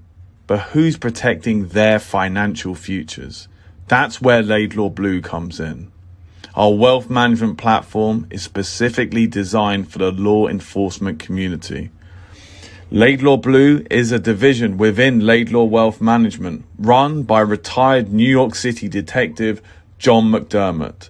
His status as a retired detective uniquely positions him to establish a deep connection between Laidlaw Blue and the law enforcement community.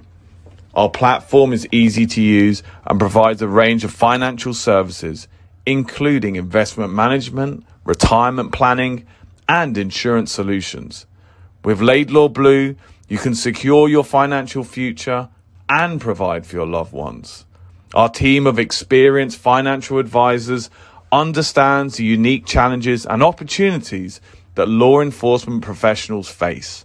We're here to help you navigate the complexities of financial planning and achieve your goals. Laidlaw Blue. Secure your financial future today. Book a meeting using the QR code displayed or call us directly on 888 901 Blue. That's 888 901 Blue.